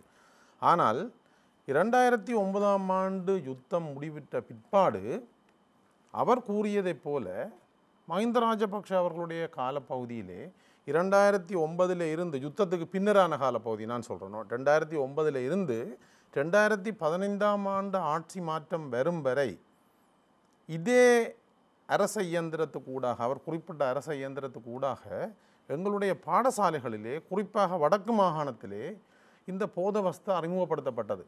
இது பல பத்திரிகைகளில் வந்தது. இது ஒரு எல்லாருக்கும் தெரிஞ்ச விஷயம். ஆனால் கடந்த நல்லாட்சியில் கூட இல்லை வடக்கில் யாழ்ப்பாணத்தில் கூடுதலான அளவு பியர் விற்பனை தொடர்ச்சியாக என்னுடைய பேச்சை நான் ஒரு விடயத்தை சொல்றேன். கடந்த நல்லாட்சி காலங்களிலே கடைசி காலகட்டத்திலே அதனுடைய ஜனாதிபதியாக இருந்த கௌரவ மைத்ரிபால சிறிசேன அவர்கள் போதை வஸ்து ஒழிப்பதற்கான வேலை திட்டங்கள் எடுக்கின்ற பொழுது இலங்கை வரலாற்றிலே அதிகூடிய அளவிலான போதை வஸ்துக்கள் கைப்பற்றப்பட்ட காலமாக ரணில் விக்ரமசிங்க தலைமையிலான நீங்க சொல்றதுல மாற்று கருத்து இல்லை. ஆனால் நான் சொல்றது என்னன்னு சொன்னால் எங்களுடைய மாகாணங்களில் 2009 2015 வரை இந்த போதவஸ்து காலம் தொடங்கிய காலமாக இருந்தது. அது தொடர்ந்தது, இன்று வரை தொடர்ந்து கொண்டு இருக்கின்றது. ஒவ்வொரு நாளும் பெருந்தொகையான கேரள கஞ்சா எங்களுடைய மாவட்டங்களிலே கைப்பற்றப்படுகிறது. ஆனால் இது நல்லாட்சியில் மாத்திரம் துவங்கப்பட்ட விஷயம் இல்லை. நான் அவர்களை பாதுகாக்கிறதுக்கு சொல்ல இல்லை. இது எங்கட இடங்களில் யுத்தத்துக்கு பின்னரான 2009ஆம் ஆண்டு காலப்பகுதியில் தான் பெருமளவில் இந்த போதவஸ்து பிரச்சனை எங்களுடைய மாகாணங்களில், மலையகத்தை பற்றி எனக்கு தெரியல, எங்களுடைய மாகாணத்தில் வந்தது. அது முதலாவது விஷயம். ரெண்டாவது, கடந்த ஆட்சி காலத்தில் இவர் சொன்ன விஷயங்களை நான் ஏற்றுக்கொள்கிறேன். மலையகத்தை பொறுத்தவரையில் நான் ஒரு வைத்தியர் என்ற வகையில் நான் பல இடங்களுக்கு மலையகத்தில் சென்றிருக்கிறேன். என்னுடைய வைத்திய தொழில் சார்ந்த பல கூட்டங்களுக்கும் வேலை திட்டங்களுக்குமாக மலையக மக்கள் மத்தியில் நான் போய் வந்திருக்கின்றேன். அதுக்கு முதல் நடந்த ஆட்சி காலத்தில் கூட மலையக மக்களுடைய சுகாதார வசதிகள் மேம்படுத்தப்படவில்லை. மிகவும் மோசமான, நாங்கள் அங்கு பல நாட்கள் தங்கியிருந்த அந்த சுகாதார கட்டமைப்புகளை பார்க்கும்போது அந்த மக்கள் நிச்சயமாக சரியான பாவப்பட்ட மக்கள். அவர்களுக்கான சுகாதார வசதி என்பது ஒரு யுத்தம் நடந்த இடத்துல கூட மிகவும் நல்ல ஒரு சுகாதார வசதி அங்கு பேணப்பட்டு வந்தது. ஆனால் மலையகத்தில் அப்படி இருக்கே இல்லை. இந்த மலையக மக்கள் ஒதுக்கப்படுவது, மலையக மக்கள் மிகவும் ஒரு கீழ்மட்டத்தில் அவர்களுடைய அடிப்படை வசதிகள் பேணப்படவில்லை என்பது அவர் 10 வருஷம் இருக்கேக்கும் அது இருந்தது தான். அது இன்றும் தொடர்ந்து கொண்டிருக்கின்றது. ஆகவே இதில் மலையக மக்கள் ஒட்டுமொத்தமாக எந்த ஆட்சி வந்தாலும் மலையக மக்கள் அடிப்படை வசதிகளோடு அந்த அடிப்படை உரிமைகளோடு மேலே கொண்டு வரப்பட்டது என்பது ஒரு கேள்வியான விஷயம். ரெண்டாவது விஷயம். மூன்றாவது, பிரதீபன் அவர்கள் சொன்னது போல இந்த 3/2 பெரும்பான்மை தொடர்பாக அவர் லேசாக தொட்டு சென்றிருக்கிறார். இப்போது ஜனாதிபதியாக இருந்தாலும் சரி அல்லது கௌரவ பிரதமர் அவர்களாக இருந்தாலும் சரி, கேபினட் மினிஸ்டர்ஸும் சொல்லுகிறார்கள் என்னென்று சொன்னால், எங்களுக்கு 3/2 பெரும்பான்மையை தாருங்கள், நாங்கள் 19வது திருத்தச் சட்டத்தை இல்லாமல் பண்ணுவோம். அதற்கு மேல் ஒருபடி சென்று சொல்லுகிறார்கள், நாங்கள் 13வது திருத்தச் சட்டத்தையும் இல்லாமல் பண்ணுவோம். என்று வெளிப்படையாக சொல்லுகிறார்கள். இந்த 19வது திருத்தச் சட்டம் என்பது 2015ஆம் ஆண்டு ஆட்சி மாற்றம் ஏற்பட்ட பிறகு கொண்டு வரப்பட்ட ஜனநாயக சூழலை ஏற்படுத்திய ஒரு முக்கியமான திருத்தச் சட்டம். அந்த திருத்தச் சட்டங்களில் குறைகள் இருக்கலாம், அது நிவர்த்தி செய்யப்பட வேணும். இன்று சுயாதீன ஆணைக்குழுக்கள் இயங்குறதுக்கும் அல்லது ஒரு ஜனாதிபதி சர்வ அதிகாரங்களும் கொண்ட ஜனாதிபதி தான் நினைச்ச நேரத்துக்கு ஒரு மக்களால் தெரிவு செய்யப்பட்ட பாராளுமன்றத்தை கலைப்பதற்கு இடம் கொடுத்த சட்டங்கள் எல்லாம் நீக்கப்பட்டு இன்று அரைகுறையாக இருந்தாலும் அல்லது திருத்தப்பட வேண்டிய ஒரு சட்டமாக இருந்தாலும் இந்த 19வது திருத்தச் சட்டம் இந்த நாட்டிலே ஒரு ஜனநாயக சூழ்நிலையை ஏற்படுத்தி இருக்கிறதுன்றதை யாரும் மறக்க முடியாது. அதை நீக்குவோம் என்று சொல்லுகிறார்கள். என்று சொன்னால் நாங்கள் ஜனநாயகத்தில் இருந்து வெளியில் போகின்றோமோ, சர்வாதிகார ஒரு ஆட்சிக்குள்ளுக்கு போகிறோமா என்ற சந்தேகம் தமிழர்களுக்கு மாத்திரம் இல்லை, இந்த நாட்டு மக்களுக்கே இருக்கிறது. முதலாவது விஷயம். இரண்டாவது, இலங்கை இந்திய ஒப்பந்தத்தை தொடர்ந்து தான் இந்த 13வது திருத்தச் சட்டத்தின் ஊடாக கொண்டு வரப்பட்டது இந்த மாகாண ஆட்சி முறை. இந்த மாகாண ஆட்சி முறை என்பது நாங்கள் தமிழர்களுக்கான ஒரு தீர்வாக, அரசியல் தீர்வாக அந்த மாகாண ஆட்சி முறையை நாங்கள் ஏற்றுக்கொள்ளாவிட்டாலும் கூட குறைந்தபட்சம் எங்களுடைய மாகாணங்களிலே வாழுகின்ற அந்த மக்களை நிர்வகிக்கின்ற அல்ல அந்த ஒரு பகிரப்பட்ட, முழுமையாக இல்லாவிட்டாலும் அந்த ஆட்சி அதிகாரம் பகிரப்பட்டதாக இந்த மாகாண சபையை நாங்கள் பார்க்கிறோம். இது எங்களுடைய நீண்டகால பிரச்சனைக்கான தீர்வு அல்ல. இந்த ஆட்சி முறை கொண்டு வரப்பட்ட போது மாகாண சபை வடக்கு கிழக்கு மக்கள் மாத்திரமல்ல அதனூடாக பயனடைந்தவர்கள், இந்த முழு நாடுமே அந்த ஆட்சி முறையினூடாக பயனடைந்தது. நான் அதனுடன் ஒட்டிய ஒரு கேள்வி, இந்த இலங்கை தமிழர் பிரச்சனையில் இந்தியாவின் வகைபாகம் என்னவென்று நீங்கள் கருதுகிறீர்கள்? இதற்கு முடிச்சு போட்டு ஆனபடியினால இந்த 3/2 பெரும்பான்மை என்பது வருமாக இருந்தால் இந்த நாடு ஒரு சர்வாதிகார ஆட்சி முறைக்குள் போகலாம். நாங்கள் ஏற்கனவே அனுபவிக்கின்ற அரைகுறை அந்த அதிகாரங்கள் கூட அல்லது சுதந்திரம் கூட இல்லாமல் போகலாம் என்ற பயம் எங்களுக்கு இருக்கிறது. அதே மாதிரி இந்த அரசியல் கைதிகள் தொடர்பாக மிகவும் வருந்தத்தக்க ஒரு விஷயம், நாங்கள் இந்த அரசியல் கைதிகளை எங்களுடைய அரசியலுக்காக பயன்படுத்தக்கூடாது. அரசியல் கைதிகள் முழுமையாக விடுவிக்கப்பட வேண்டும் என்பது என்னுடையதும் நான் சார்ந்த மக்களுடைய முக்கியமான விருப்பம். அரசியல் கைதிகள் பலர் விடுவிக்கப்பட்டிருக்கிறார்கள். இன்னும் நான் நினைக்கிறேன் கிட்டத்தட்ட 100 அரசியல் கைதிகள், கூடுதலான அரசியல் கைதிகள் விடுவித்தது விடுவிக்கப்பட்டிருக்கிறார்கள். இன்னும் விடுவிக்கப்பட வேண்டும், அவர்கள் முழுமையாக விடுவிக்கப்பட வேண்டும். ஜனாதிபதி நினைத்திருந்தால் பொது மன்னிப்பினூடாக இந்த அரசியல் கைதிகளை முற்றுமுழுதாக விடுவித்திருக்கலாம். இப்போ இருக்கின்ற ஜனாதிபதி கூட, ஆனால் பிரதமர் மஹிந்த ராஜபக்ச தொடர்பாக பேசியிருக்கிறார். அதற்குரிய பட்டியலை கூட கேட்டு, ஆனால் அதில் அவர் அதுக்கு பிறகு அவர் ஒரு கதை சொல்லியிருக்கிறார் என்று சொன்னால் இதில் சில முழுமையாக அவர்களை விடுவிக்க முடியாத ஒரு சூழல் இருக்குது. இருந்தாலும் அட்டர்னி ஜெனரல் டிபார்ட்மெண்ட்டுக்கு இந்த தன்னுடைய இதை தமிழ் அரசியல் கைதிகளை கூடுதலாக தமிழ் அரசியல் கைதிகளை உங்களை நான் குழப்பம் இல்லை, தயவு செய்து நான் பேசுறதாங்க, நீங்கள் தொட்ட விடயத்தை நான் சொல்லிக்கொண்டு போகலாம் நினைக்கிறேன். ஆகவே இந்த அரசியல் கைதிகளை உருவாக்கியவர் மஹிந்த ராஜபக்ஷ தான். அவர் யுத்தம் முடிந்த பிற்பாடு 3/2 பெரும்பான்மையோடு இந்த நாட்டில் ஒரு அமைதியை கொண்டு வர சூழல் அவர்கிட்ட மாத்திரம்தான் இருந்தது. ஆகவே இந்த எங்களுடைய நாட்டினுடைய பிரச்சனையை தீர்ப்பதற்குரிய முழுமையான அதிகாரமும் சந்தர்ப்பமும் மஹிந்த ராஜபக்ஷ அவர்களுக்கு யுத்தம் முடிந்ததோடு இருந்தது. அவர் அதை தவறு விட்டு விட்டார், அதை பயன்படுத்தவில்லை. ஆகவே இந்த அரசியல் கைதிகளை இன்று கூட இவ்வளவு பேசுகின்ற இந்த அரசாங்கம் ஏன் ஒரு பொது மன்னிப்பின் அடிப்படையில் இந்த அரசியல் கைதிகளை விடக்கூடாது? ஆனால் இன்றும் அவர்கள் கைது செய்து கொண்டிருக்கிறார்கள். விடுதலை புலிகள் மீளுருவாக்கம் செய்கிறார்கள் என்று சொல்லி இப்போ கடந்த கிழமை கூட 22 பேரோ 24 பேர் கைது செய்யப்பட்டிருக்கிறார்கள். ஆகவே இந்த அரசியல் கைதிகளாக இருந்தாலும் சரி, அங்கே கைது செய்யப்பட்டவர்களிடம் அவர்களின் வீடுகளிலிருந்து கூட சில பொருட்கள் மீட்கப்பட்டுள்ளன. எங்களுடைய மண்ணில் எங்கே கிண்டுனாலும் பொருட்கள் வரும். ஏனென்று சொன்னால் யுத்தம் நடந்த பூமி, அதை நான் மீளுருவாக்கம் சம்பந்தமாக சம்பவத்தின் பின்னர் அதில் ஒருவர் இறந்து விட்டார் அந்த தீக்காயங்களுடன்.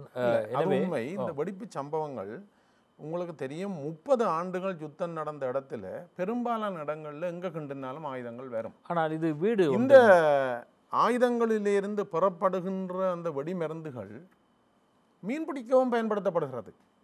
அந்த வெடிப்புகள் மீன்பிடிக்க கூட அதை பயன்படுத்துகிறார்கள். இது அரசாங்கத்துக்கு தெரியாத விடயம் இல்லை. மீன் பிடிப்பதற்கு கூட இந்த வெடிமருந்துகள் பாவிக்கப்படுகிறது. ஆகவே இது நிச்சயமாக மீளுருவாக்கமாகத்தான் இருக்க வேண்டும் என்று இல்லை. அப்படி ஒரு மீளுருவாக்கம் நடைபெறும் என்றால் அரசாங்கம் அதை பார்க்க வேண்டும். ஆனால் அரசியல் கைது தொடர்பாக பேசுகின்றவர்கள் ஏன் சர்வ வல்லமையும் கொண்ட இந்த ஜனாதிபதி ஒரு பொது மன்னிப்பின் அடிப்படையில் நீங்கள் சொல்லுகிறீர்கள் 15,000 முன்னாள் விடுதலை புலிகளை நாங்கள் விடுதலை செய்தோம் என்று. அப்படி விடுதலை செய்த உங்களால் ஏன் இந்த 94 அரசியல் கைதிகளுக்கும் பொது மன்னிப்பு நாளைக்கே ஜனாதிபதி என்னத்தால் செய்யலாம்? புலிகளின் மீள் உருவாக்கம் நடைபெறுமா? இல்லை, நிச்சயமாக இது புலனாய்வு பிரிவினர் சொல்ல வேண்டிய பதில். ஆனால் ஒரு விடயத்தை நான் சொல்ல விரும்புகிறேன் என்று சொன்னால், ஒரு மக்கள் கூட்டத்தை தொடர்ந்தும் அடக்குமுறையின் கீழ் வைத்திருக்கும் போது எப்போ ஒரு காலம் திருப்பியும் ஒரு ஆயுத போராட்டம் வரலாம். அது உலக வரலாறு. அது இந்த நாட்டில் நடக்காதுன்னு யாரும் சொல்ல முடியாது. நிச்சயமாக நாங்கள் ஆயுத போராட்டத்தை விரும்புபவர்கள் அல்ல. நாங்கள் என்று சொல்கிற தமிழ் மக்கள் ஆயுத போராட்டத்தின் பால் நிர்பந்திக்கப்பட்டவர்கள். இப்போது அந்த ஆயுத போராட்டம் முடிவடைந்திருக்கிறது. இந்த நாடு ஒரு சுபீட்சமான நாடாக, அமைதியான நாடாக இருக்க வேண்டுமென்றால் இந்த சந்தர்ப்பத்தை பயன்படுத்தி தொடர்ச்சியாக சிறுபான்மை எண்ணிக்கையிலே சிறுபான்மையான மக்கள் அடக்கி ஒடுக்கப்படாமல் அவர்களுக்கான அடிப்படை உரிமைகள் வழங்கப்பட்டு அரசியல் அதிகாரங்கள் பகிரப்பட்டு இந்த நாடு ஒரு அழகான நாடு, சுபிட்சமான நாடாக தொடர்ந்து வர வேண்டும் என்பதுதான் எங்களுடைய விருப்பம். ஆனால் தொடர்ச்சியாக இந்த அடக்குமுறைகள் தொடருமாக இருந்தால், இன்று இல்லாவிட்டாலும் சில நேரம் இன்னொரு 50 வருஷத்துக்கு பிறகும் ஆயுத போராட்டம் வரலாம். அதை நாங்கள் கூற முடியாது. ஆனால் சூழல் அப்படி போகலாம். ஆகவே நாங்கள் இந்த மூன்றாவது பிரச்சனை நான் என்னொன்றை சொல்ல வேண்டும் என்னென்றால், இந்த அரசியல் கைதிகள் தொடர்பாக பேசும்போது எங்களோட உயர் பாதுகாப்பு வலயங்கள், ஆயிரக்கணக்கான ஏக்கர் உயர் பாதுகாப்பு வலயங்கள் வடகிழக்கு மாகாணத்தில் இருந்தது. இன்றைக்கு பெருந்தொகையான காணிகள் விடுவிக்கப்பட்டு மக்கள்கிட்ட நல்லாட்சி அரசாங்கம் என்று சொல்லப்பட்ட அந்த அரசாங்க காலம், நான் நல்லாட்சி என்று ஒரு நாளும் சொல்ல இல்லை, சொல்லப்படுகின்ற அந்த அரசாங்க காலத்திலே பெருந்தொகையான காணிகள் விடுவிக்கப்பட்டு இன்று மக்கள் மீள்குடியேற்றப்பட்டிருக்கிறார்கள். ஆமாம், நாங்கள் நேரம் நெருங்கி விட்டதால் நீங்கள் இடையில கேள்வி கேட்டீங்கள், நான் மறந்து போனேன். ஆமாம், இந்தியா சம்பந்தமான கேள்வி. இந்தியா சம்பந்தமாக என்னை பொறுத்தவரையிலே அல்லது எங்களுடைய கட்சியை பொறுத்தவரையிலே இலங்கையிலே நடைபெறுகின்ற அபிவிருத்தியாக இருந்தாலும் அல்லது அபிவிருத்தி சார் செயற்பாடுகள் தொடர்பாகவும் இலங்கையிலே ஒரு நிரந்தர சமாதானம் ஏற்பட வேண்டுமாக இருந்தால் இந்தியாவின் வகிப்பாகம் இல்லாமல் அது நடந்து விட முடியாது என்ற ஆணித்தரமான கருத்து எனக்கு இருக்கின்றது. எங்களுடைய அண்டை நாடான இந்தியா, நாங்கள் தொப்புள் கொடி உறவுகள் என்று சொல்லுகின்றோம். நாங்கள் ஒரே கலை கலாச்சாரம் பண்பாடுடைய மக்கள், மிகவும் அருகாமையில் இருக்கின்ற நாடு. அந்த நாட்டினுடைய பங்களிப்பு இல்லாமல் நாங்கள் ஒரு நிரந்தரமான தீர்வையும் ஒரு நிலையான அபிவிருத்தியையும் காண முடியாது. அந்த வகையிலே தான் நான் பல சந்தர்ப்பங்களிலே கூறியிருக்கின்றேன்.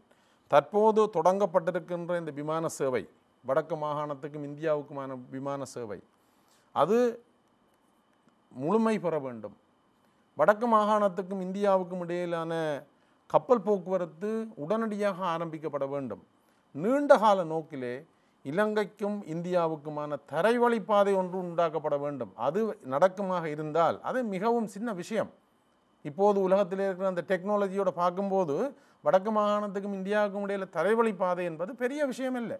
ஆனபடியினால் நாங்கள் இந்தியாவினுடைய காத்திரமான பங்களிப்பு இல்லாமல் இந்த நாட்டில் சுபிட்சம் பாரதன்றது மிகவும் கஷ்டமான ஒரு விஷயம் என்று நான் நினைக்கிறேன். ஆமாம், பிரதீபன், நீங்கள் மக்களுக்காக ஒரு நிமிடம் ஒரு வேண்டுகோளை விடுக்கலாம் நிகழ்ச்சி. உண்மையில் மக்கள் உணர்ந்து கொள்ள வேண்டும். இப்பொழுது கடந்த காலங்களிலே இந்த ஆட்சியில் இருந்தவர்கள் என்ன செய்தார்கள், நாங்கள் அவர்களுக்கான ஒரு நீண்ட நாட்களுக்கு பிற்பாக கடந்த காலங்களில் அவர்களுக்கான ஒரு சந்தர்ப்பத்தை வழங்கினோம். அந்த சந்தர்ப்பத்தை வழங்கப்பட்ட காலப்பகுதிகள் எங்கள் சிறுபான்மை மக்கள், குறிப்பாக பெருந்தோட்ட மக்களுக்கு என்ன நிகழ்ந்தது, எவ்வாறு ஏமாற்றப்பட்டார்கள், இதை இந்த மக்கள் உணர்ந்து கொள்ள வேண்டியது காலத்தின் ஒரு கட்டாய தேவையாக இருக்கின்றது. இவற்றை உணர்ந்து நாங்கள் சந்தர்ப்பம் அளிக்கப்பட்டவர்கள் எந்தெந்த ரீதியிலெல்லாம் எங்களை ஏமாற்றினார்கள் என்பதை கட்டங்கட்டமாக இந்த மக்கள் சிந்தித்து இந்த பொது தேர்தலிலே வாக்களிக்க வேண்டும். அதிமேகு ஜனாதிபதி கோட்டாபய ராஜபக்ஷ அவர்கள் தொடர்ச்சியாக இன்னும் 4.5 வருடங்கள் ஜனாதிபதியாக இருக்கப் போகின்றார். அவருடைய தலைமைத்துவத்தின் கீழே இந்த நாடு இயங்கப் போகின்றது. அவரை மலையக மக்கள் தொடர்ந்து சக்திமயப்படுத்துவதன் மூலம் இந்த மக்களுடைய பெருந்தோட்ட மக்களுடைய அவர்களுடைய கோரிக்கைகளை இலகுவாக நிவர்த்தி செய்ய முடியும் என்பதை உணர்ந்து கொள்கின்ற அதேவேளை நுவரெலியா மாவட்டத்திலே முதல் முறையாக இவ்வளவு காலம் வாக்களித்தவர்கள் இந்த மக்களை ஏமாற்றி இருக்கின்றார்கள். உங்கள் மத்தியிலே நான் வாக்கு கேட்கின்றேன். எனக்கும் நுவரெலியா மாவட்டத்திலே ஒரு சந்தர்ப்பத்தை வழங்குகின்ற பட்சத்தில் அனைத்து அரசியல் பிரமுகர்கள் இந்த மக்களை ஏமாற்றியதை விட இந்த மக்களுக்கு எதிர்காலத்தில் இந்த மலையகத்தை மாற்றுகின்றதான புதிய யுத்திகளை கையாண்டு இந்த மக்களை மேம்படுத்துவதற்கு முனைப்புடன் செயற்படுவேன் என்பதுதான் என்னுடைய எதிர்பார்ப்பாக இருக்கின்றது. ஆமாம், மிகுந்த வேலைப்பளுவுக்கு மத்தியிலும் தேர்தல் காலத்தில் தீர்வு நிகழ்ச்சியில் கலந்து கொள்வதற்காக எங்களது கலையகம் வந்த திரு சத்தியலிங்கம் மற்றும் பிரதீபன் அவர்களுக்கு இருவருக்கும் நன்றி தெரிவித்துக் கொண்டு தயாரிப்பாளர் இளங்கோவன், உதவி தயாரிப்பாளர் தக்ஷநாத் மற்றும் தொழில்நுட்ப கலைஞர்களுடன் விடைபெறுகிறோம். நன்றி, வணக்கம். நன்றி, வணக்கம்.